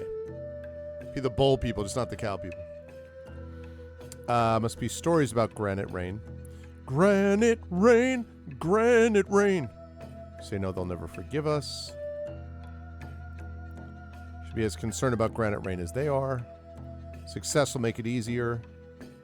Better to mock than be mocked. I'm already beginning to recognize that Amanai is not... Let Elmar be our bulwark. Failed ritual. Yeah, we're going to do that. How much do you sacrifice? Sacrifice valuables worth at least 5 cows. All right, we're going to sacrifice 10 cows and 2 goods. Our holy people blaze to the heavenly haunts of the gods, along with the priests of many other valley clans. Zarhawk priests pronounced the rite successful and the threat of Granite Rain averted.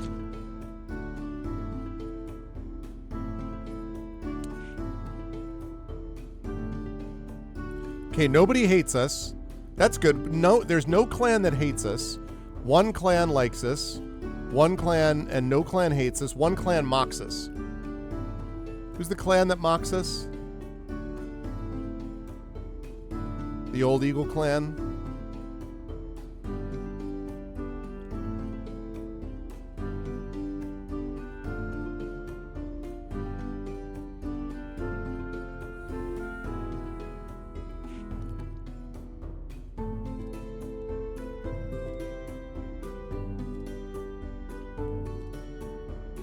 Let's do a trade route. Choose a clan to send your trader to unless you're setting up a trade route or dealing with treasures. Specify what you want to buy and what you're willing to sell in return. Let's see. So...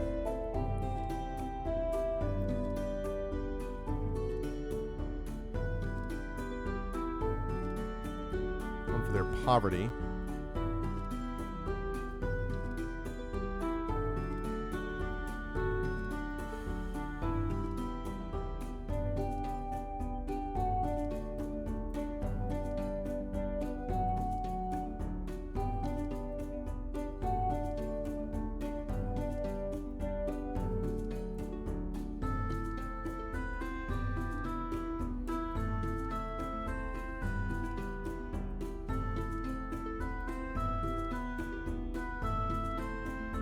Fondness for exploring.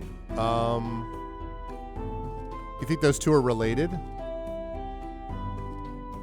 Send a few more along.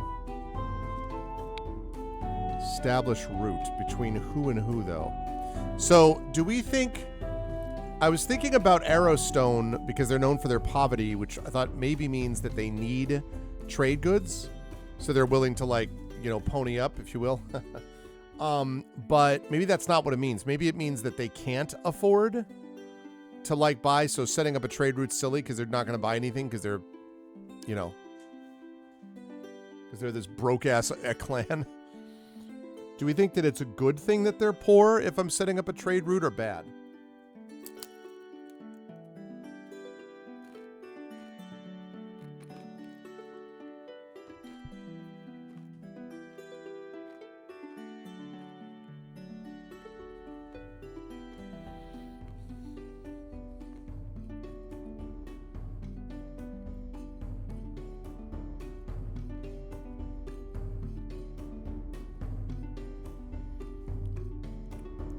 Probably not worth it because they're poor.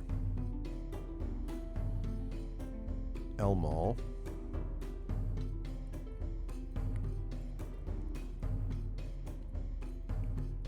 They're known for our wealth. Great, Big Boss. That's great.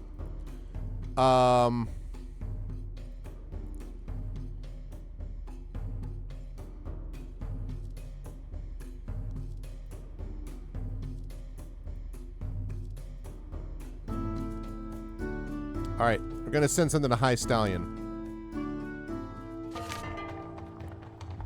While out watching the herds, your young herders spied a shimmering object. Your most learned elders examine it and aren't quite sure what to make of it. It might be decoration from one of Elmal's warriors or perhaps a tooth from a star horse. It's divine, but you can't identify any specific magical properties, so your magicians say the best thing is to sacrifice it. Get a more tangible benefit by sacrificing it. Gods are still fighting. Take advantage of this to start on the path to pure horse ways. Horses are what make us riders. Raven will eat it and won't give anything back. Don't feed this to Raven. Possible Raven would value it.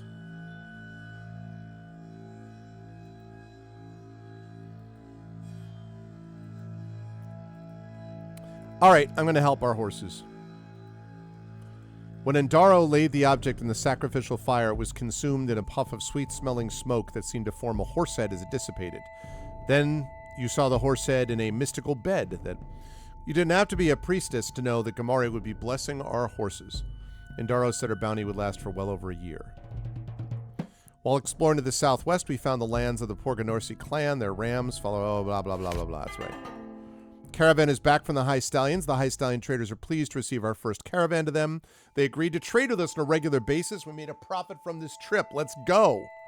That's how we do it. Horse bounty because we sacrificed a magical object to help our horses. We have not yet cleared forest to make more pastures. We're not prepared fields. Okay. We need to prepare fields.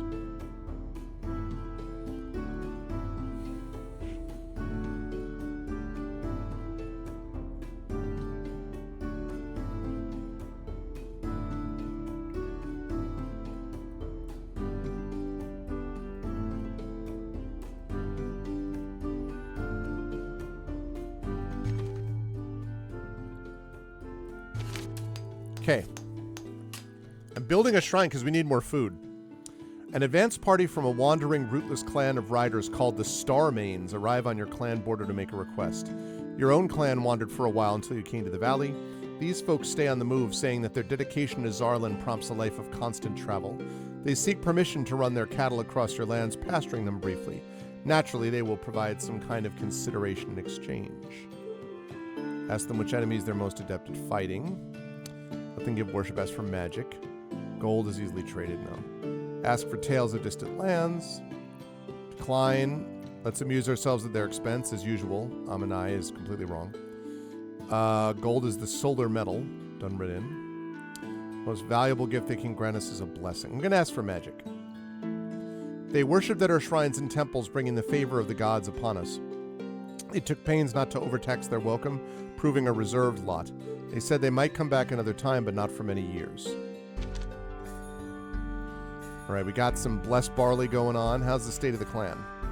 We got 22 sick commoners. I don't know if that's good or bad.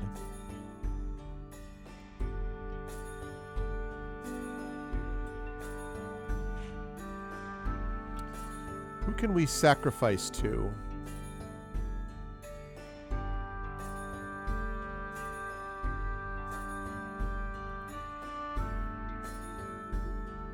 Healing, maybe. Let's restore our wounded. Let's restore our sick people to health.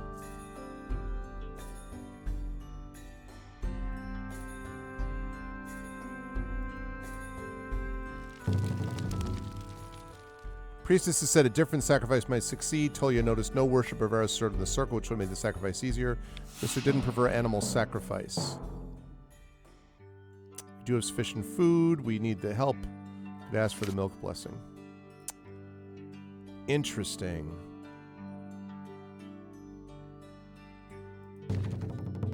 So, okay, we need... Do we have an Orisa person?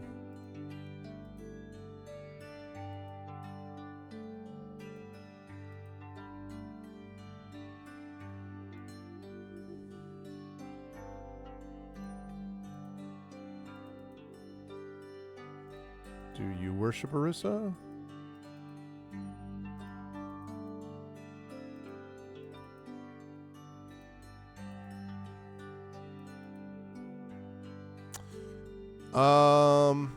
Start with leeches. I don't.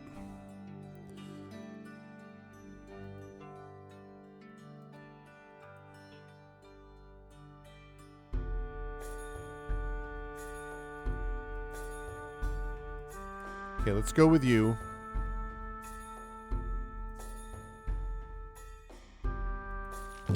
There we go. I was just like, all right, how about 15 cows? We should have more spirits sworn to help us. I'd be happy to go on a mission to find one. It shouldn't take all that long. All right, well, think about that. So, exploration to find a spirit blessing, and then I want to go back and see about that, the curing thing. A party of wretched Yeleni come to you begging a favor. The Yeleni live to the northwest, meagerly subsisting by hunting and foraging. They get their magic from spirits, the most powerful of which is a carrion-eating entity called King Vulture. The Yeleni language shows signs of kinship to yours. With some struggle, you can make out what they're saying. We try to farm as you do, but when we fled the destruction of our city, we had to leave all but one of the old gods behind. To revive our connection to the grain goddess Pella, we ask that you marry one of your young priestesses into our clan. We do not keep cows and cannot give you the bride price you expect, but we can give you a treasure which aids in finding game, berries, and hidden foes. If you wanted to marry someone to buzzard people, the most likely candidate would be a young woman named Elastina who can whirl to Pela's side. Neither she nor any of your other marriageable women show any interest in such a match, or so their families who make the final decision say. All right, persuade them no rider will ever grant their request. Decline.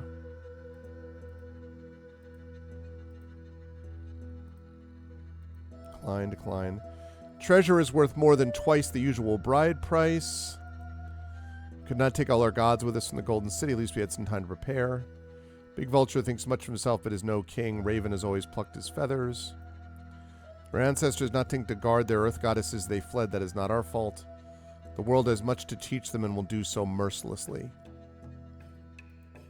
We're going to persuade them because I don't want to... This just feels like Danger Will Robinson. Yes. I will soften my message with 8 herds and 4 goods. They said their straits were desperate and they had to keep trying even if the chance of finding a bride was slim. Dunridden said foreigners are born without sense and it cannot be talked into them. Okay.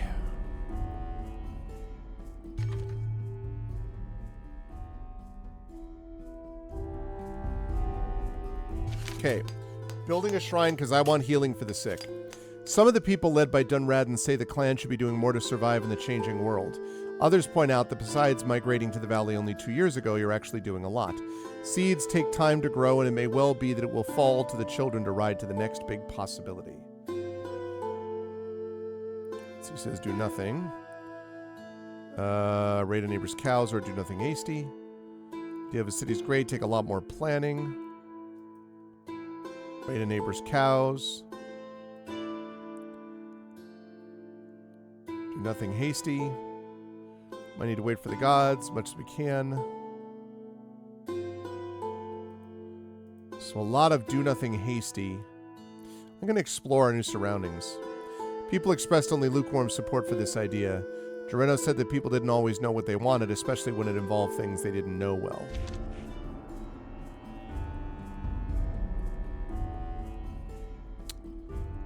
All right, we're going to stay away from Porganosi. How about...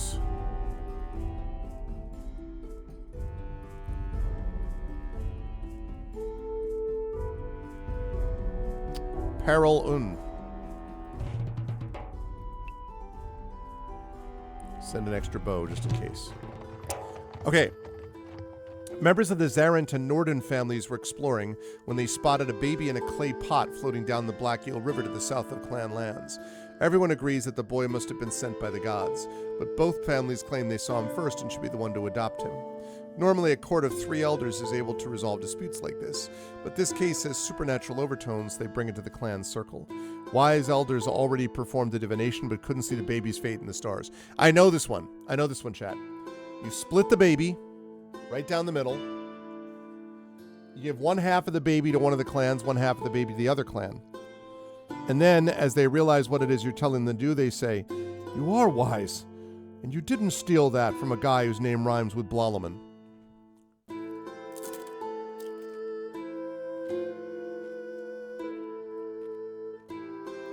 Check and mate.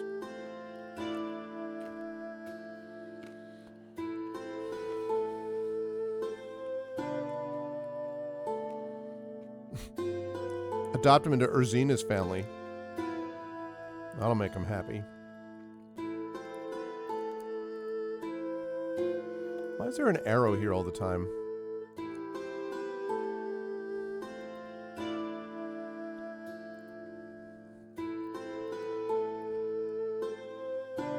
Put him back in the river.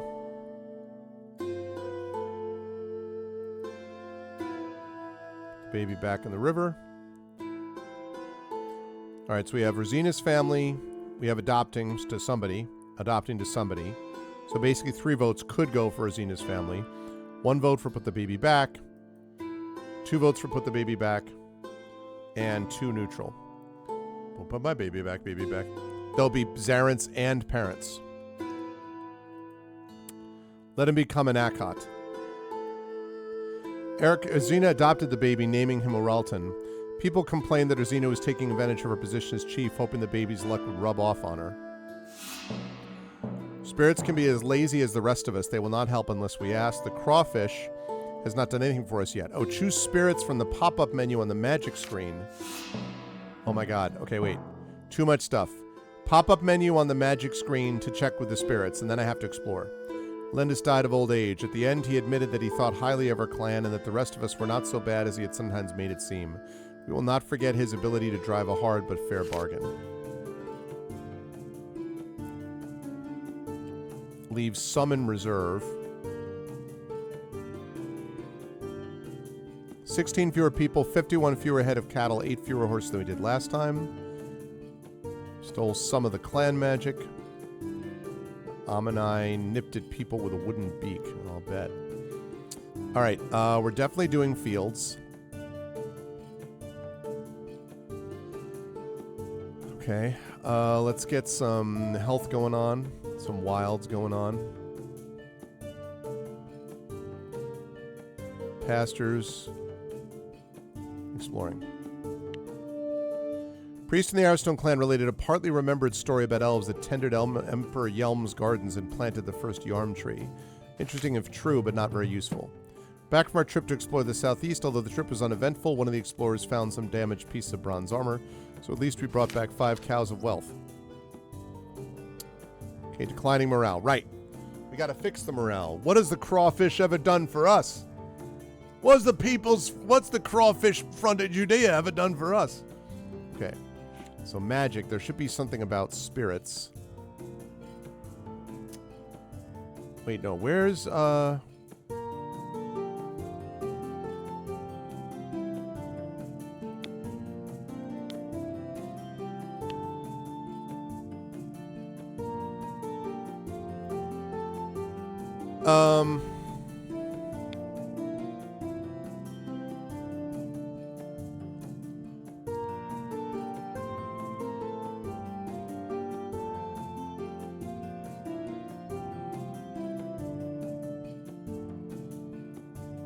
choose a Chidi or a spirit.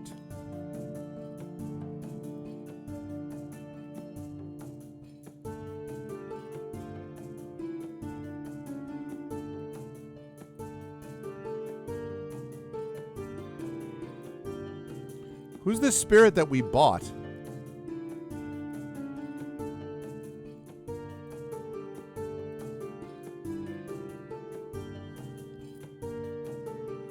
I don't remember where.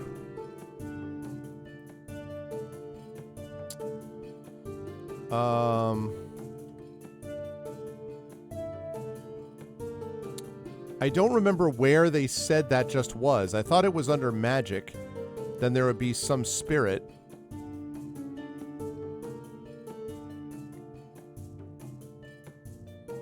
The crawfish spirit. The Sandra Saga.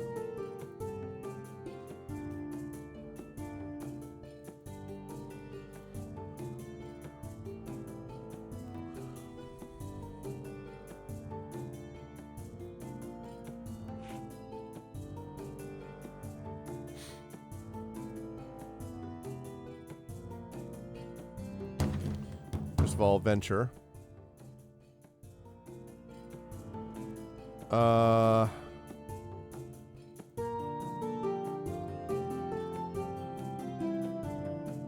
Shoot, I need to take notes down on some of this.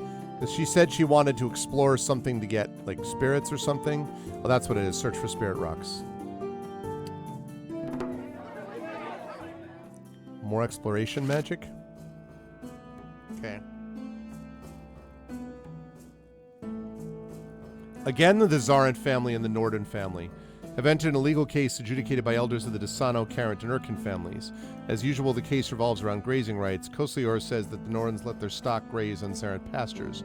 Outside families think that his case is thin, but the elders seem surprisingly well disposed toward his argument. Nasudia, whose family has no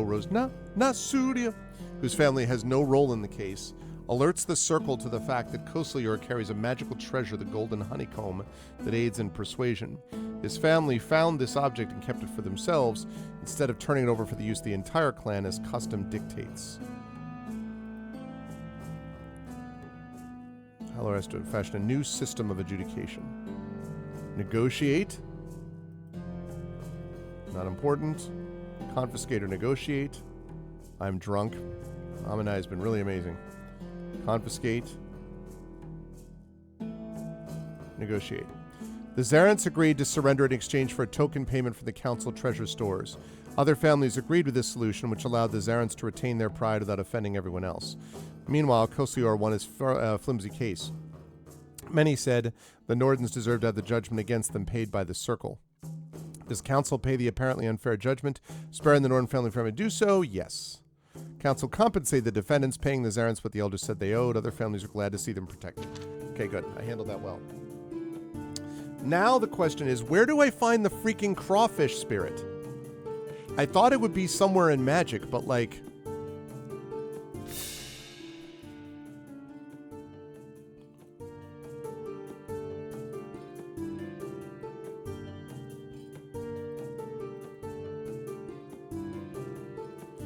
Powerful magic rights questers reenact mighty the Empire of the Gods War. Great risk something goes wrong.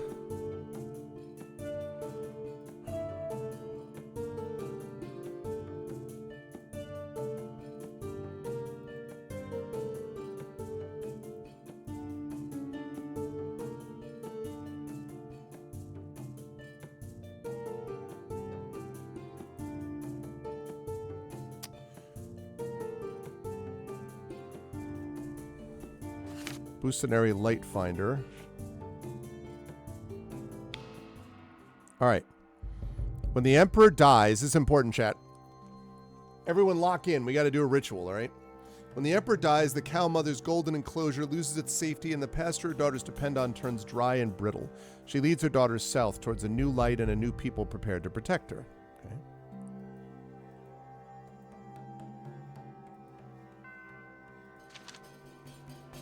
Bucenary Cow Mother lived in a golden pen with her many daughters. Each day, the Emperor would come and lead Bucenary out of the pen into a pasture of the greenest grass made for her by the Empress. Okay, so the cow comes out and that. Bucenary and her daughters would eat this grass, which was sweet and rich, until the Emperor grew tired and had to go to bed. At this time, he would lead her back into her golden pen, which enveloped Bucenary's kin in comfortable warmth.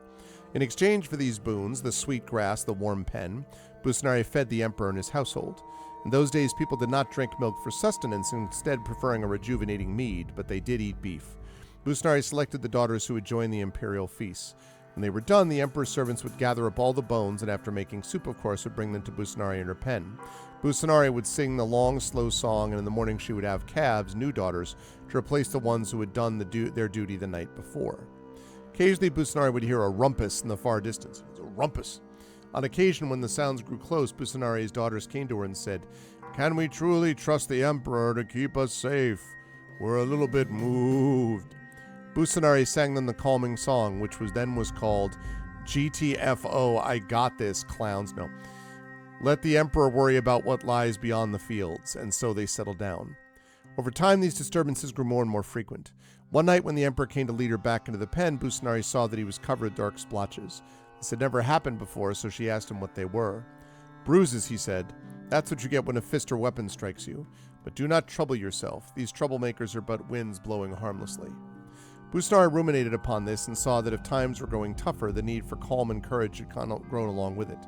So when her daughters came to her with fear in her hearts, she altered her calming song, and it became, "It is for the Emperor to fight and for us to stay brave."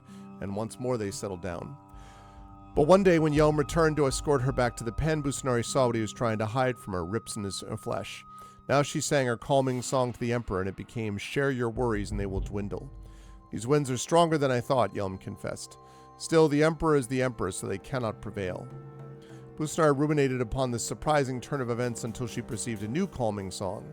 When her daughters came to her worried, she sang, "Fear of what has yet to happen does no one any good," and again they settled down. One day, the Emperor did not return at all. Instead, the grassy fields plunged suddenly into darkness, and no one came to lead Busnari's daughters home. She waited for a long time, but the air grew cold, and not so far away she saw hungry creatures prowling. They leapt upon one of her daughters, dragging her away. Busnari understood that the creatures would not bring back this daughter's bones, preventing her from being created anew. Before the creatures could take more of her daughters, Busnari rounded them up. She sang a new song, "Now is the time to gather ourselves." She became the one to lead them home. Morning took a long time to come, and when it did, it was not in the form of the Emperor, but his son, who introduced himself as Elmul. He led her out to the pasture to introduce himself to the new Empress. Busnari recognized her as Nyalda and attended upon the previous Empress. Together the two entered an earthen mound where they realized they had been sisters the whole time. The new Emperor was as good as his word, or nearly so.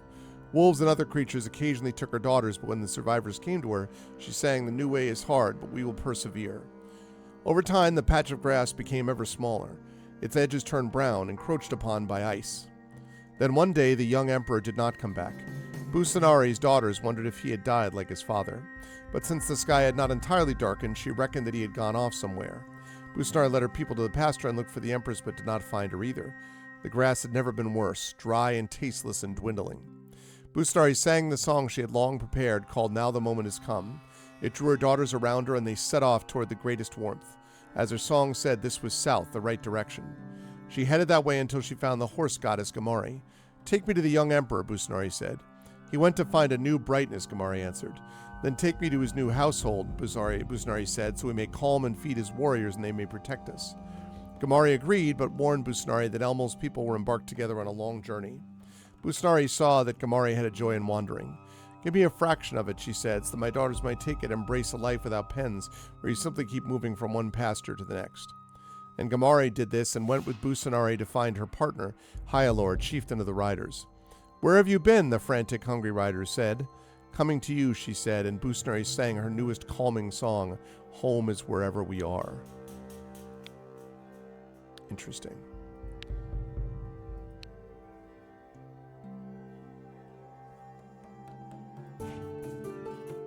Okay.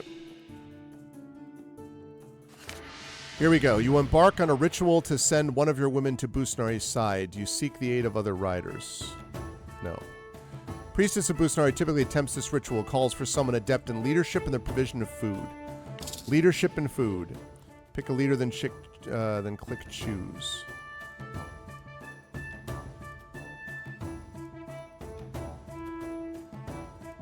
Leadership, very good. Food, very good. Okay, Anakia is possible.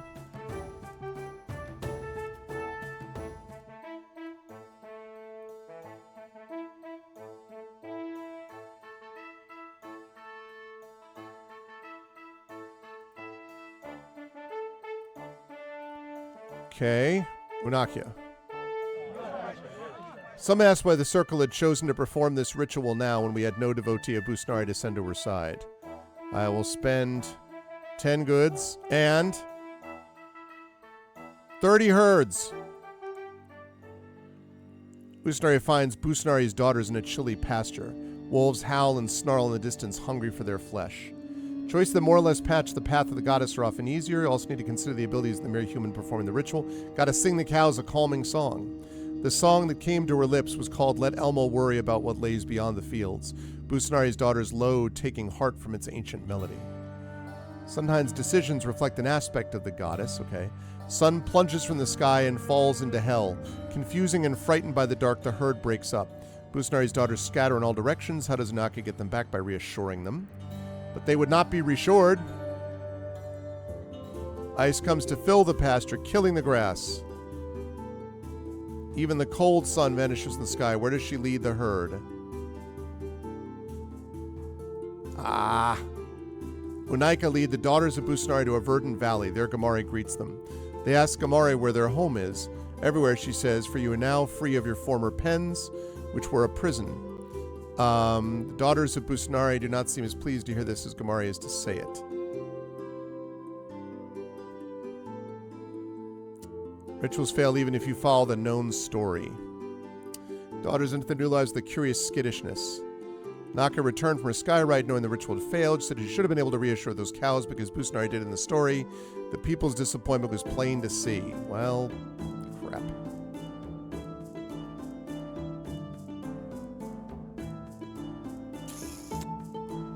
That was bad. That was very bad. That did not work. Clan mood is worried. Don't blame them. And we need food. What? I want a clear forest.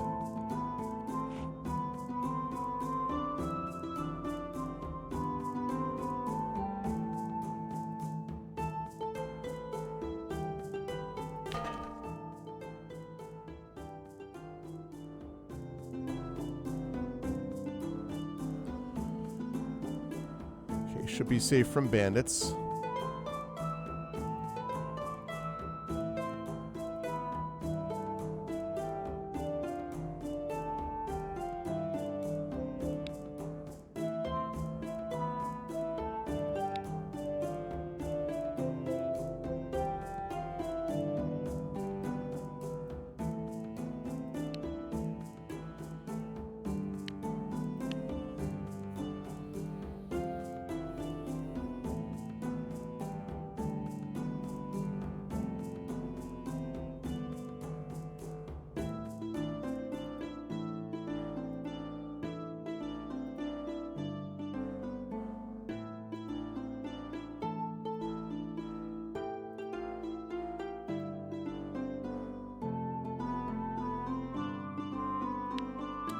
Let's establish a route.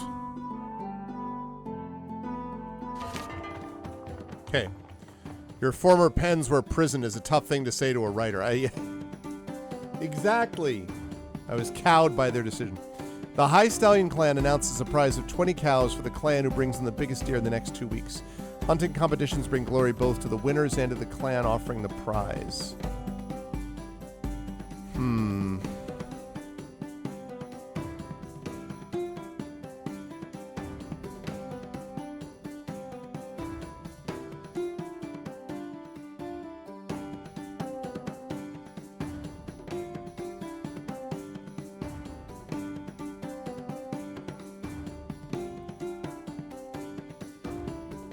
Twin songs praised our generosity.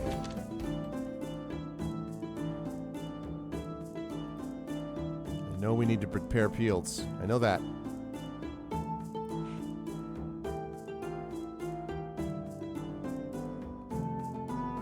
One person still mocks us. I still don't know how to get to this. I'm still really confused about how you actually get to the spirit.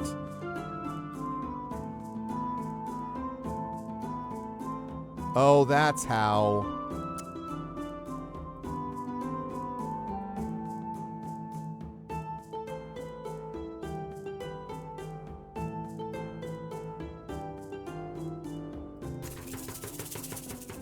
Okay. Not going to release it. Try to cajole it.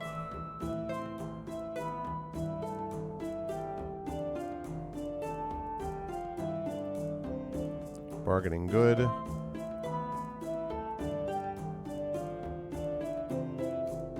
Bargaining very good.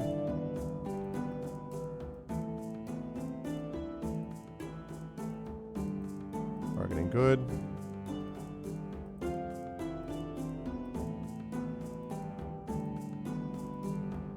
Very good.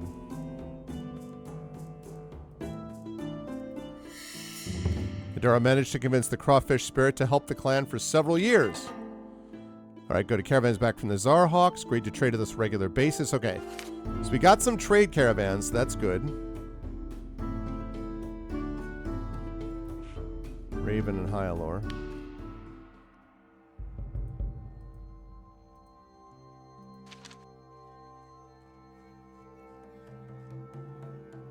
Okay, I'm not going to do all this reading right now. Because I want to figure out...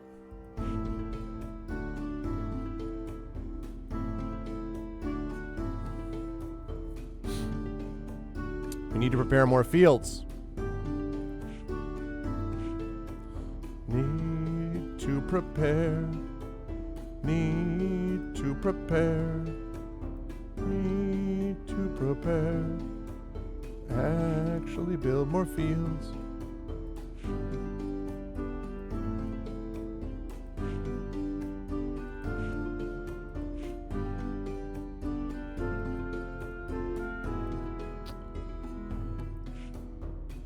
How do we prepare fields, I wonder?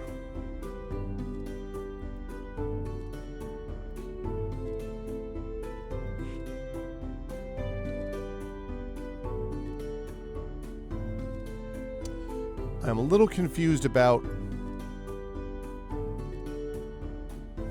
clearing fields.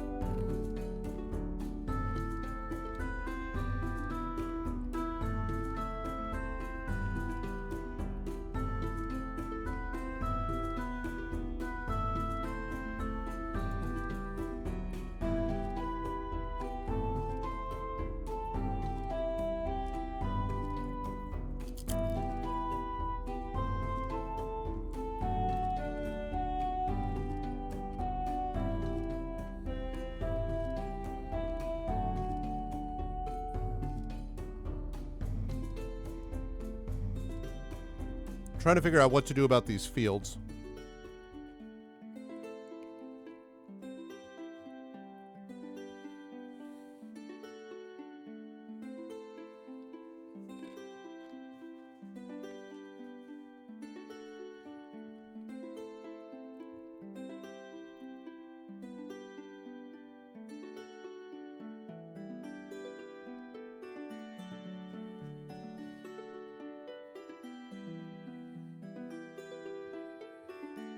Arissa is less pleased with animal sacrifice. Need to remember about that.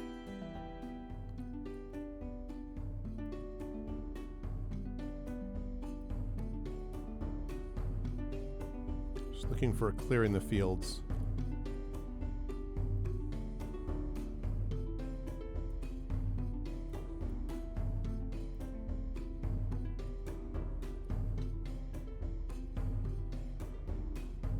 Relations. War thing.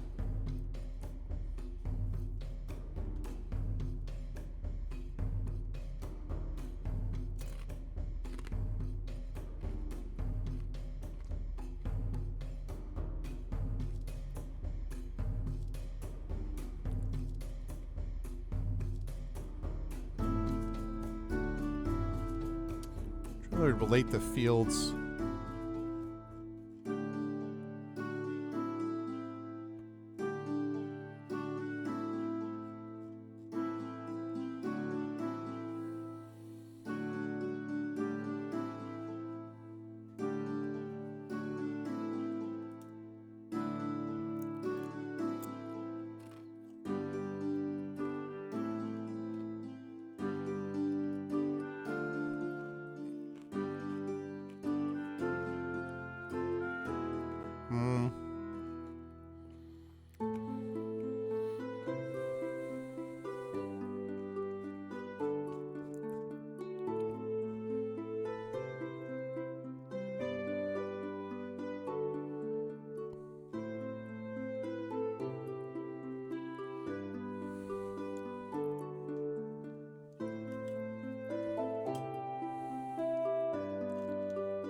Right. I just want to know about...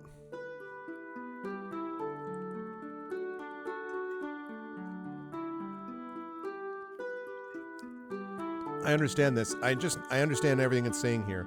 I just need to understand how to...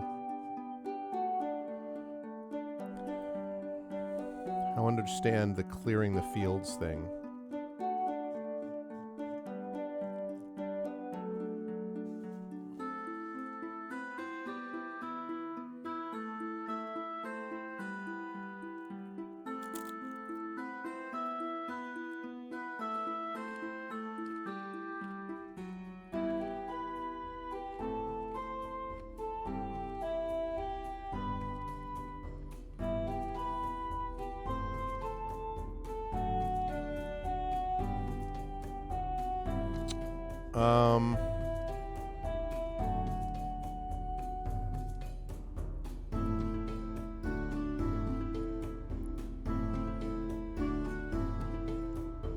Point of fields magic brings in more food. I mean, unless the only way I can do that is just a venture. Searching for spirit right now.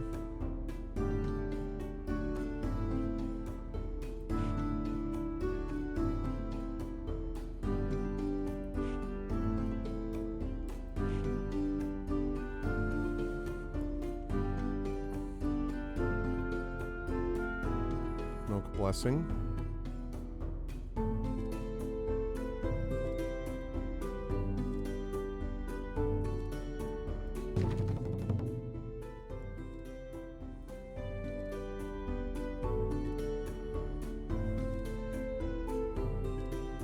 All right, how about 20 cows?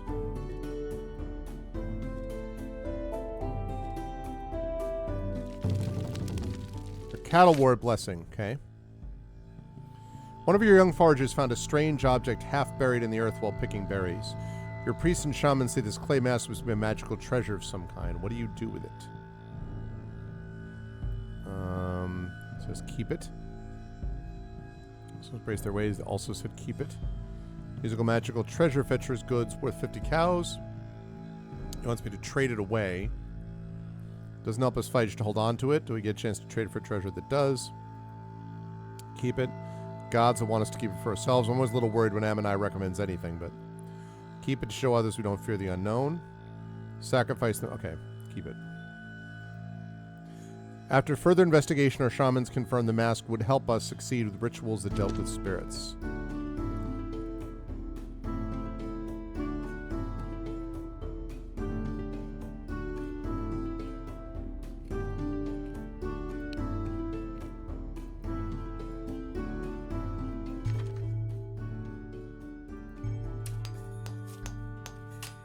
Okay, so we have milk blessing and cattle ward.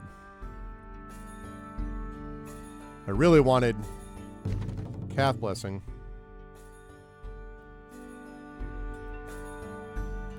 Respond. Yeah. So I want to get that fertility up so we get more cows. One of your young swords, Tarantak, fashions a pair of skis and rides on them pulled by his horse. This delights the children but concerns some of your more vocal elders. They say that this is one step away from making a chariot as the hated wheels do. Zena says not a new invention.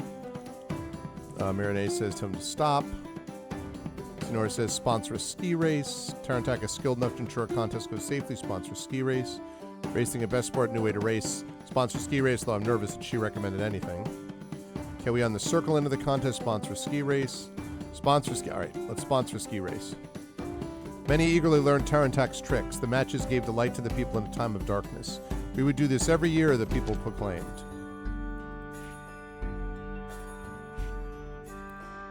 All right, so we're doing better there.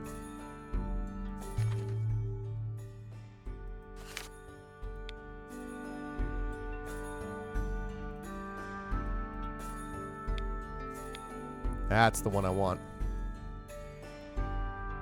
Okay, let us send somewhere to explore.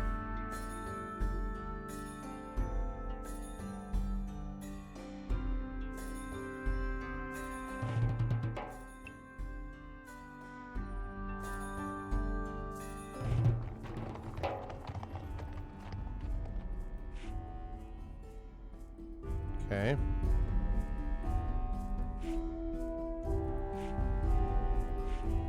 Okay, so we're going to try another one of this. We've got recording, which is tempting because the whole God of Writing thing.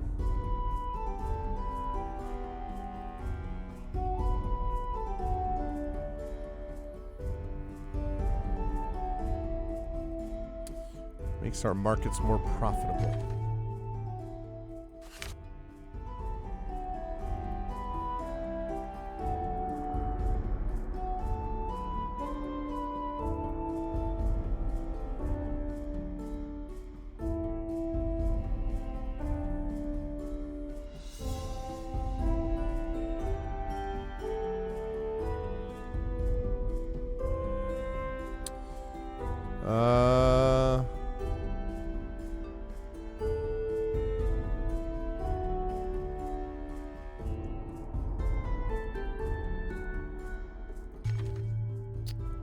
Don't know enough to do that.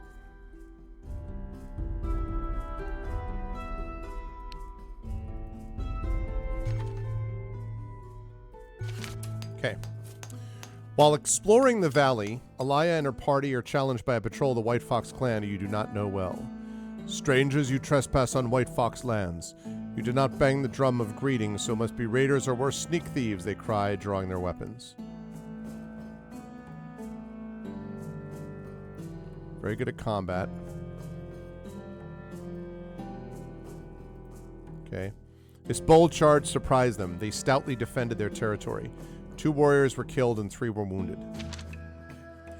Delegations from 2 clans, the Flinthearts and Sunbows, seek the Arvanauts' aid in resolving a dispute.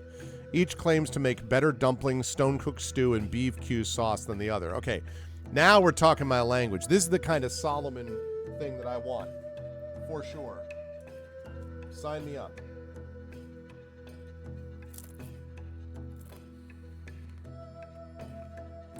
As frivolous as the dispute might seem, both sides clearly take it with great seriousness, their tempers already flaring.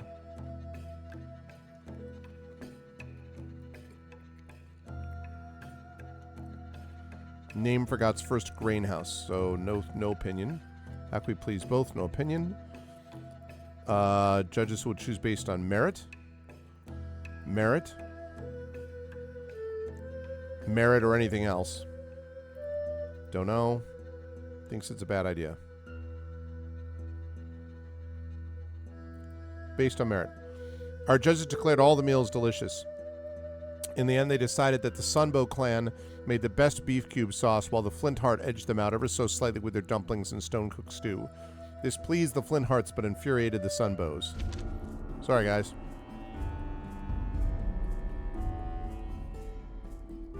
Really sorry to hear that.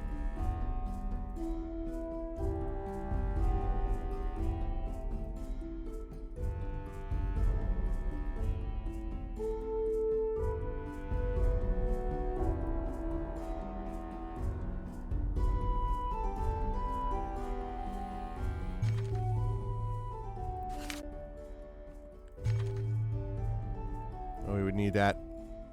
Okay. To get up higher than that.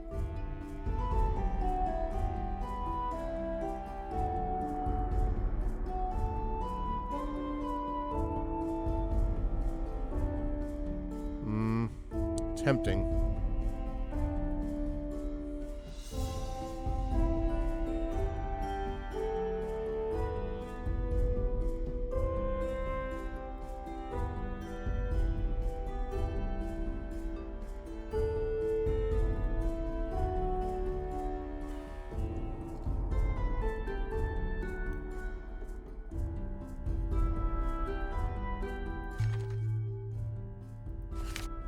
Yeah.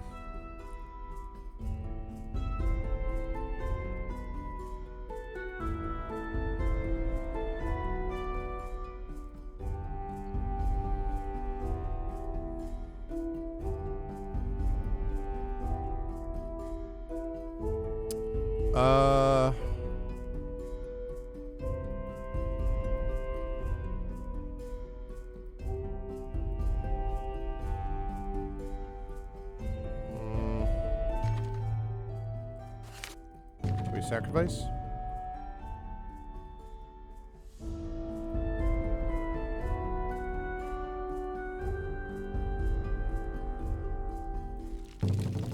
Okay. Hope blessing. A legal dispute between two of your families has been settled, but rancor continues. Heston brought a case against Angakon for grazing herds on land allocated to his family. As tradition demands, they took the case before 3 clan elders who ruled in favor of Angakon. 2 appeals, first to other elders and then the chieftain, affirmed this ruling. Even so, Heston's family, the Turrents, continue to complain and argue.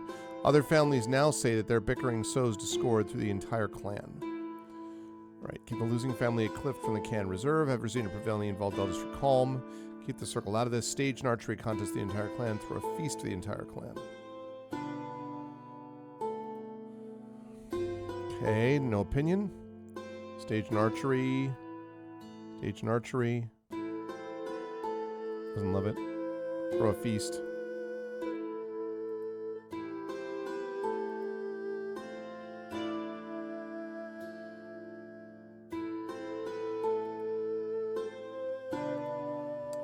People were glad we had followed custom and avoided making the problem worse. This party is back from the southeast. Need the help of the gods to ensure people are fed once again. Tolia died of old age. She asked that the clan's priestesses perform her funerary rites. The clan will miss her gift for magic.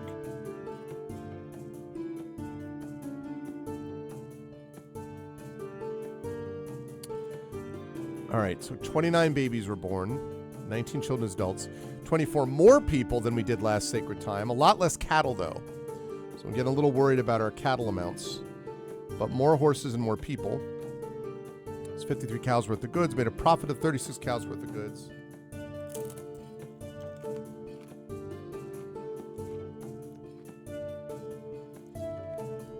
Fewer sting flies than usual this year.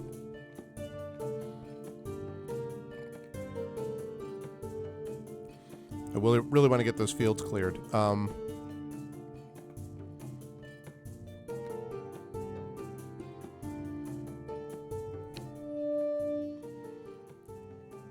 The entire clan circle had the same dream last night.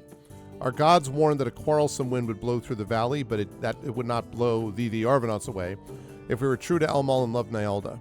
Busanari wanted us to increase our herds. Hyalor told us to ride to our neighbors as friends as often as we did as raiders. Pella said we would honor her not only by feeding our people, by exploding our land. Sorry, exploring, not exploding. That's important. Yeah, I mean, exactly, Big Boss.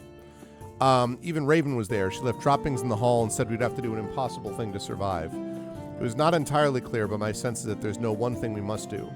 For now, we can expand our fields, make the shrines we left behind with the Father clan, explore our new home, and send out traders. Let's see what the gods intend for us.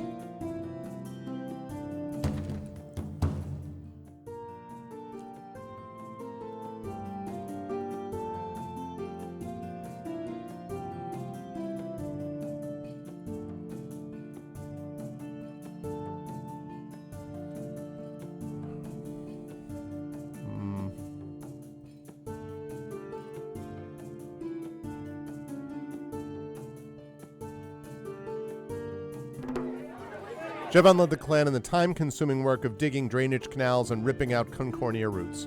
Then it was a much easier task to consecrate the newly cleared fields to Pela and Elenda. Happy now we can expect to produce as much food over the coming years we will eat. There could always be some disaster, but I believe our food supply is more certain now. All right, good.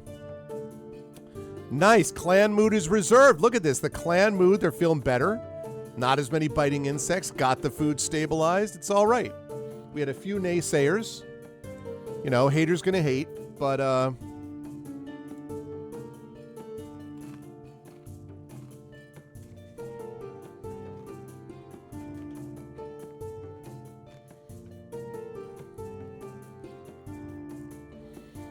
okay.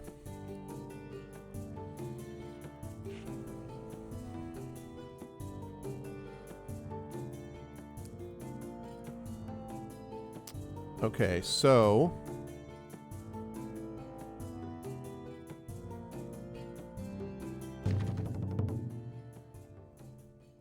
let's do that. Let's go with 20 and 1 good. Aha, his recording blessing. We have no allies. It's high time we sent an emissary seeking better relations. I'd be happy to act as our diplomat. Okay. Emissary to some place. Every time they say that, they then do a story, and then I forget what I'm doing. Okay. So we're going to send an emissary after this. Yadrana, a horse breeder of the High Stallion clan, visits to show off her steed, Skyriser. It has a ridge of bones at his shoulder where wings would attach if it had them. Horses used to be flying creatures called hippogriffs before trolls attacked and mutilated their goddess. The former hippogriff is now Gamare, your horse deity. Yadrana says she's trying to breed horses who can fly by selecting animals that still retain elements of the original wounded goddess. She has to inspect your horses to see if any bear the mark of a hippogriff.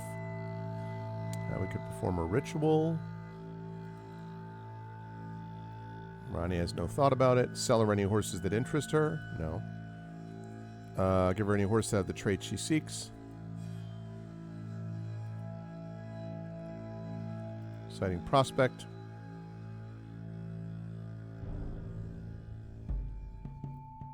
Nah, I'm going to give her the horses. She selected 6 horses, saying she'd make sure her clan consider this repayment of a favor. We could see nothing special about the animals she chose. All right, now, emissary. All right, High Stallion, emissary. I need some allies.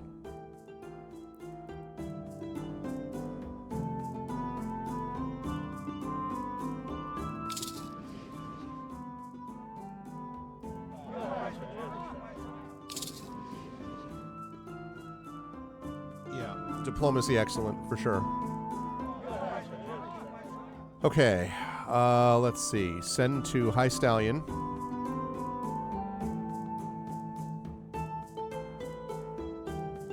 Send 5 horses. We're going to send a, just in case.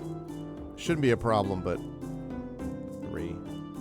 We're going to send, let's send 18 goods. Let's send 32 herds. Send! Your emissary, Monarch, nears the High Stallion village. He brought 18 cows of goods, worth of goods, 32 cows, and 5 horses to present as a gift. Like to propose an alliance. How does he make the approach? No clan is strong without allies. Yes.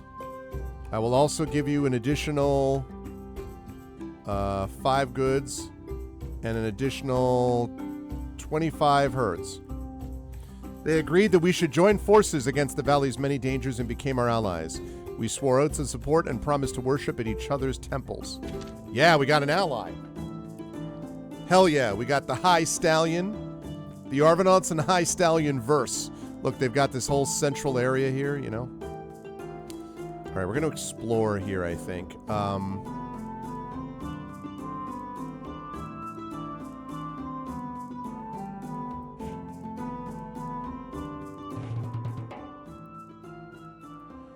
Who went north here to Varn Rash?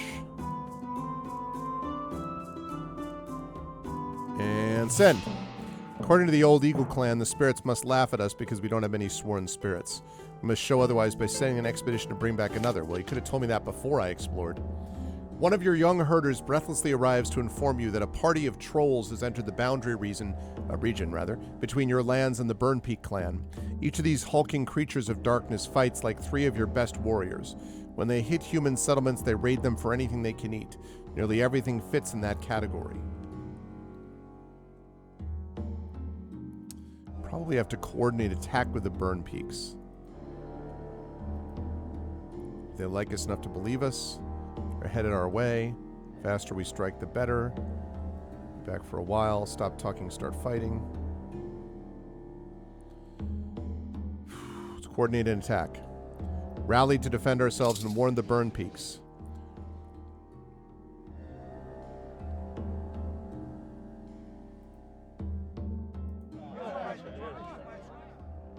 Okay. As an escort.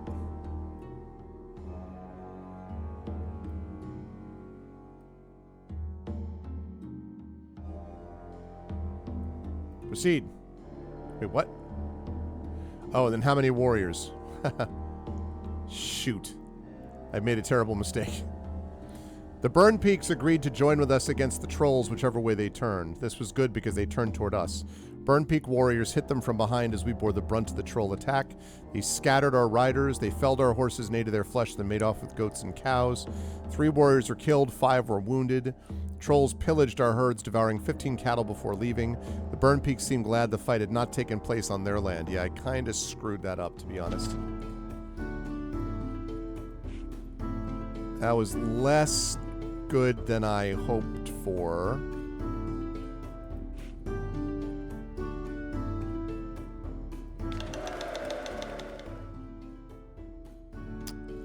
Let's see.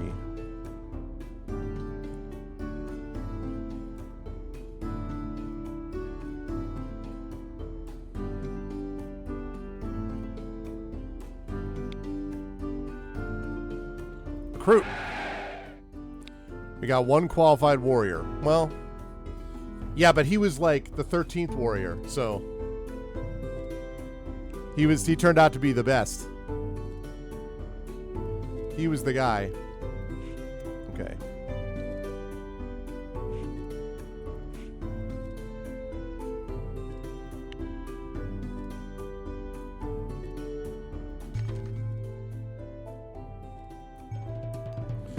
I've returned from our exploratory mission to the east. We can add more to our map, though I can't say we discovered excuse me, anything worth boasting about. Along the way, we met other explorers in the valley from the Griffin clan. Did I try to trade them? Yes. I offered to trade gold plaques for any items of value they found while exploring. I acquired pungent smoke grass from them. I'd say we made a profit of about 4 cows. Right.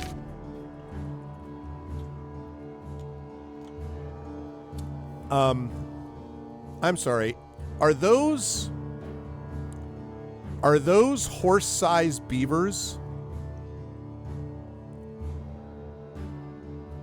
Chat, we're being attacked by horse-sized beavers. In fact, I think they're larger than horse-sized beavers.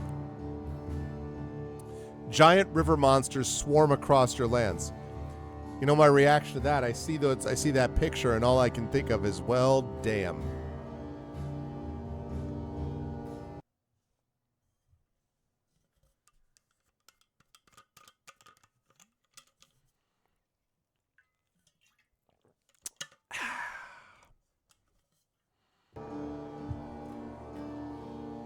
It's just a little terrifying. Okay, your people remain distraught.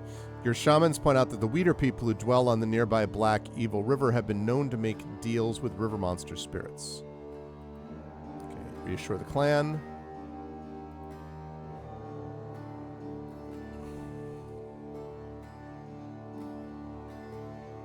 Another story that doesn't apply. You love it. You love it. You love it, Tilted. Wouldn't you think they make...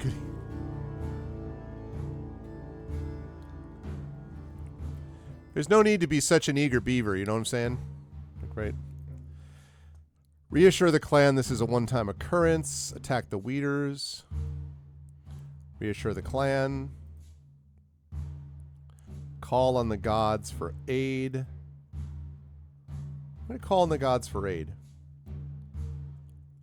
Let's go with 10 and 4.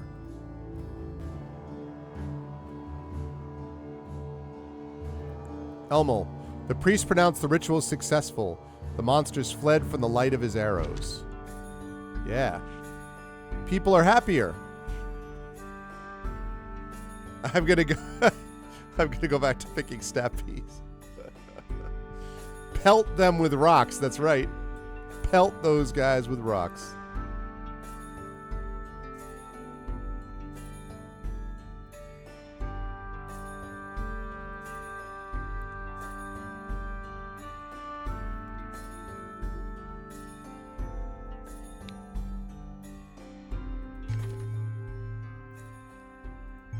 Okay, we have hope. That's right, we got us some hope. All right, let's explore.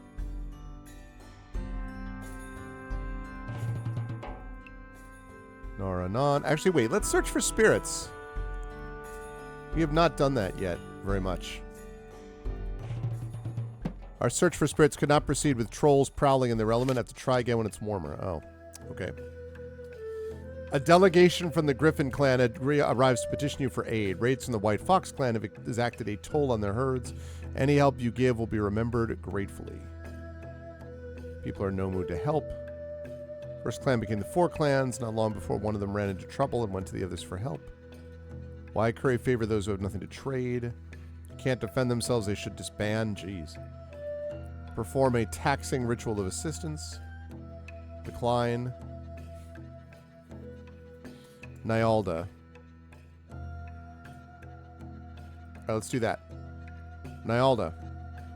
Heard our plea and would enrich their fields. Yeah, they would.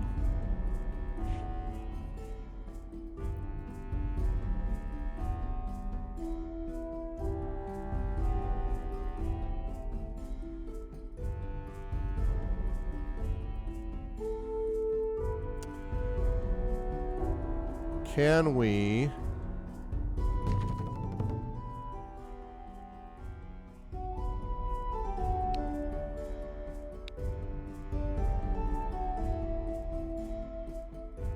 Oops, wait, too many. Let's go. Wow, I don't have any goods. I gotta do... Sacrifice. Hospitality, that's what I was hoping for. We are being raided by Rams. Oh no, the Ram people. No, Matthew Stafford. It's the Los Angeles Rams. Many of their battle cries sound like Wallachering. So that must be who they are. L.A. Rams, Matthew Stafford. Luckily, our patrol saw them in time, and 9 swords, 107 of our bows meet them. Magic. As many as possible.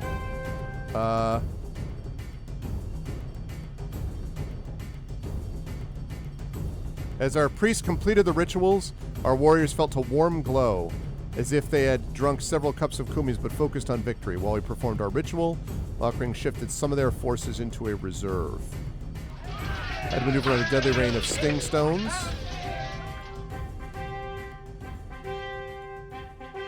Alright, the fighters closest to our managed to cut off a large group of the Wallakrings and have a good chance of killing all of them. Called for mercy, but Elia cut down many of them. Okay. Pressed their attack. We fell back slightly again to swing their way. Gamble failed. Began to swing our way. Wait for just right at the moment. All right, wait. Fight cautiously. Oh, no. It's a bloody battle. Their battle magic was strange and powerful. So disorganized we had to give way. Drove off 27 cows and 7 horses where they had trouble driving. Took 11 cows worth of loot. Using healing magic, our auxiliaries saved 3 warriors from dying. Patched up 3 of the wounded.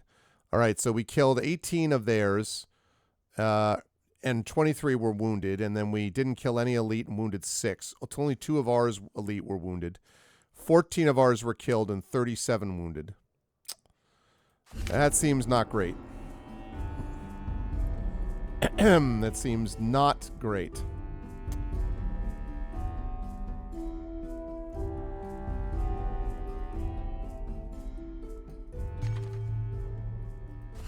Yeah, we can't because we need goods.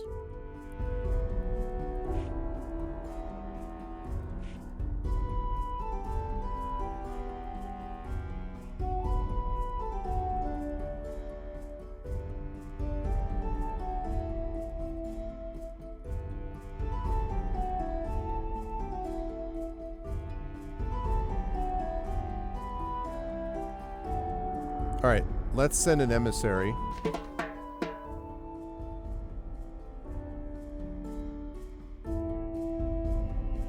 Don't really have a lot of goods. Let's send a few.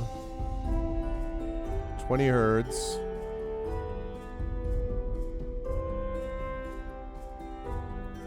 Wait a second. Caravan, that's what I meant to do. I almost did the wrong thing. I'm glad I didn't.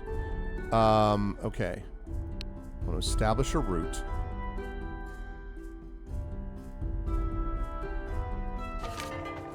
Okay. Plant creatures, also known as elves, interesting, come to your clan asking for assistance.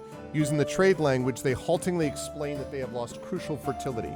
They want you to perform a restorative ritual calling on your goddess Nyalda, who's a friend of their goddess Aldria. They know this will tax your priestesses and ask what you would like in return. Let's see. Decline. Again, has nothing to say. Decline. Weird and hard to bargain with. Attack another clan. Tickle them. What? Blighting our foes. Ask for our valuables.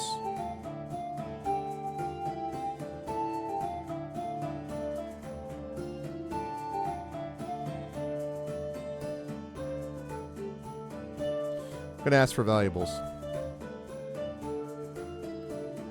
We struck the deal. We performed an elf magic ritual to bless the elves. We saw the elves become greener and they pronounced themselves satisfied with the trade.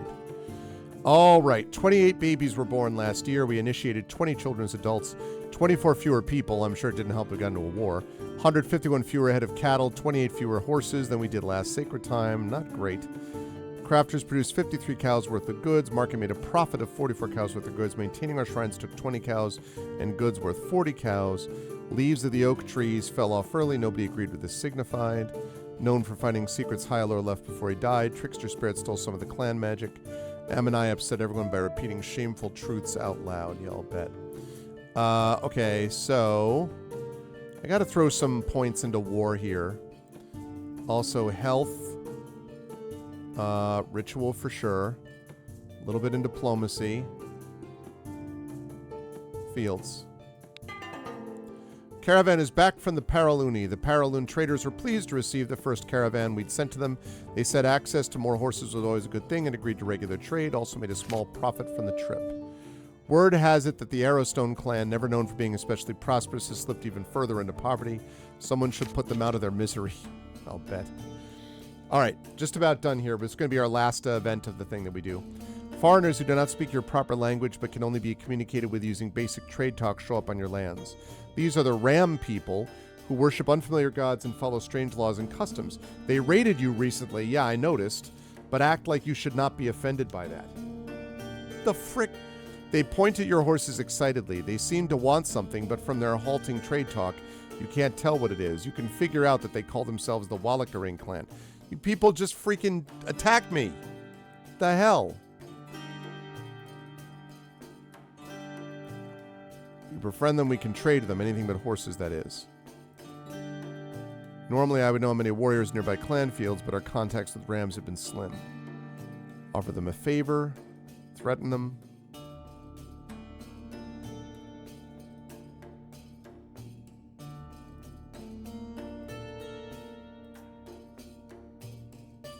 Came angry and shook their fists at us before departing. We do not understand what we could have done differently. Well, damn it.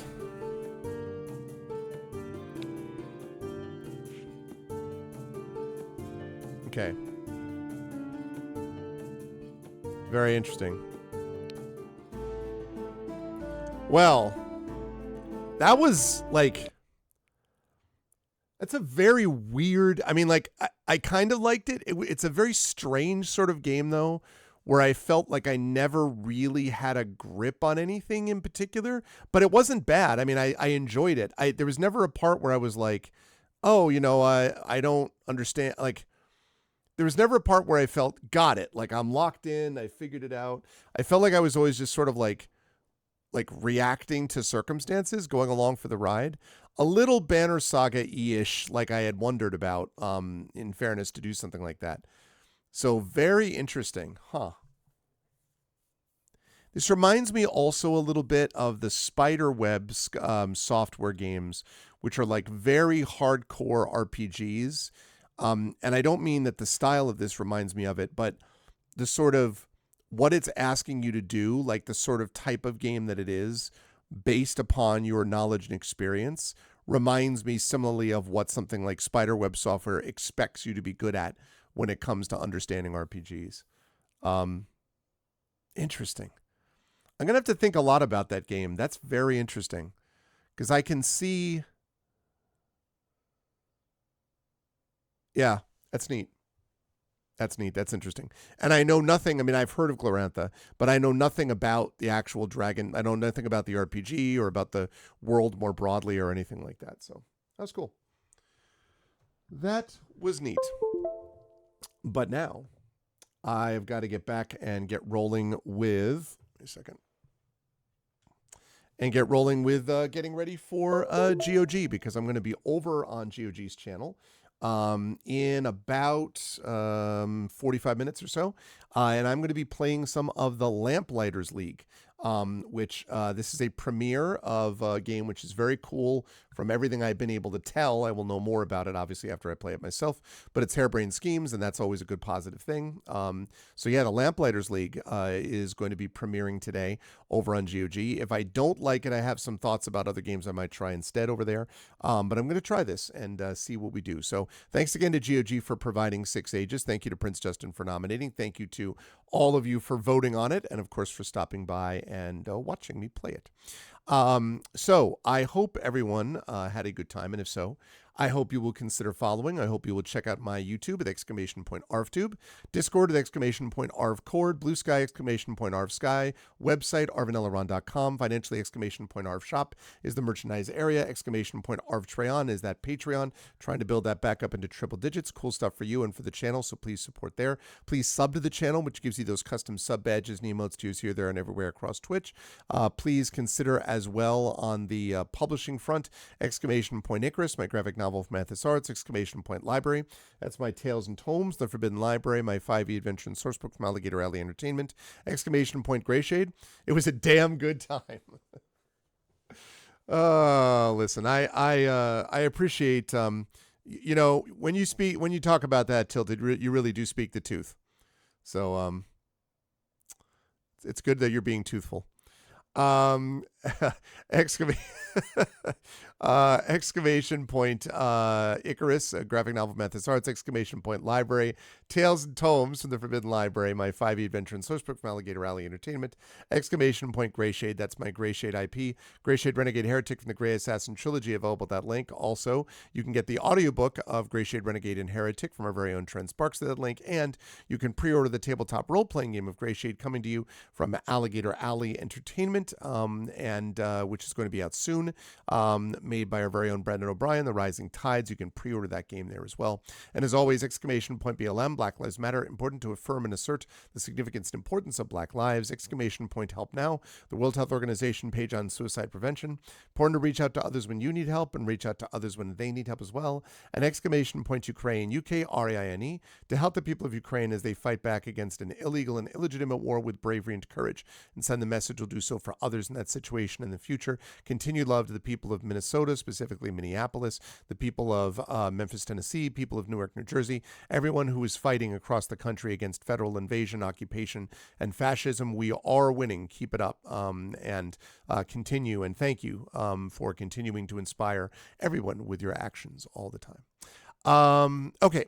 I want to thank everyone who made this an awesome stream. Thank you to my wonderful mods. Thank you to Dragon Spear. Thank you to Prince Justin. Thank you to Tilted Gaming. Thank you to Triffity Mats. Good luck with the Snap Pea harvesting, Tilted. Thank you to my wonderful Patreon supporters and subscribers. Thank you to Dragon, Prince Justin, Tilted, Triffid. Thank you to Effect Life, Nonstop, Big Boss, Darth Sisu. And thank you to my wonderful viewers. Thank you to Atero. Thank you to Decisi. Thank you to Get Off McLeod. That's a great name. Thank you to Jagtress. Thank you to Mesh Tide, to Rookend. Thank you to Shimon. Thank you to the Airmaster, and thank you to Varney. Oh, good. Well, I'm glad you finished. I hope it was an okay session of harvesting. I'm going to be over at GOG.com in, as I say, about 40 minutes, a little over 40 minutes now, playing some of the Lamplighters League. I do want to remind everybody that tonight is supposed to be the Our Vocalists, but is not a guarantee because it sort of depends. I have to find this out now, actually, whether or not I have some family stuff I might have to do tonight, in which case we will be doing not that, and instead we will just be doing these two things, and then we will reconvene probably with the Our Vocalists next month, I suspect, but we will see. I did also announce that Thursday I have got Gloomhaven. Zach, unfortunately, is not able to do Gloomhaven because he's up against it with our upcoming Roleplay by the Bay. And again, please do go to my Blue Sky. Please do spread the word about that. Repost it. And if you are anywhere near the Bay Area and are capable of doing so, would love to see you at these events, because it's going to be a lot of fun. That's going to be Saturday, June 27th. Tickets are free, but you do need to sign up for it. So please go to the... Yeah, well, that doesn't surprise me. That's pretty much exactly that's exactly right, Dragon, you know? I mean, jeez, what a clown that other guy is. The other guy. But that is the Eventbrite link. If you go over there and sign up for it, if you're going to be able to arrive in person, please do spread that around. Again, so we can get as many people as we can there on Saturday, June 27th.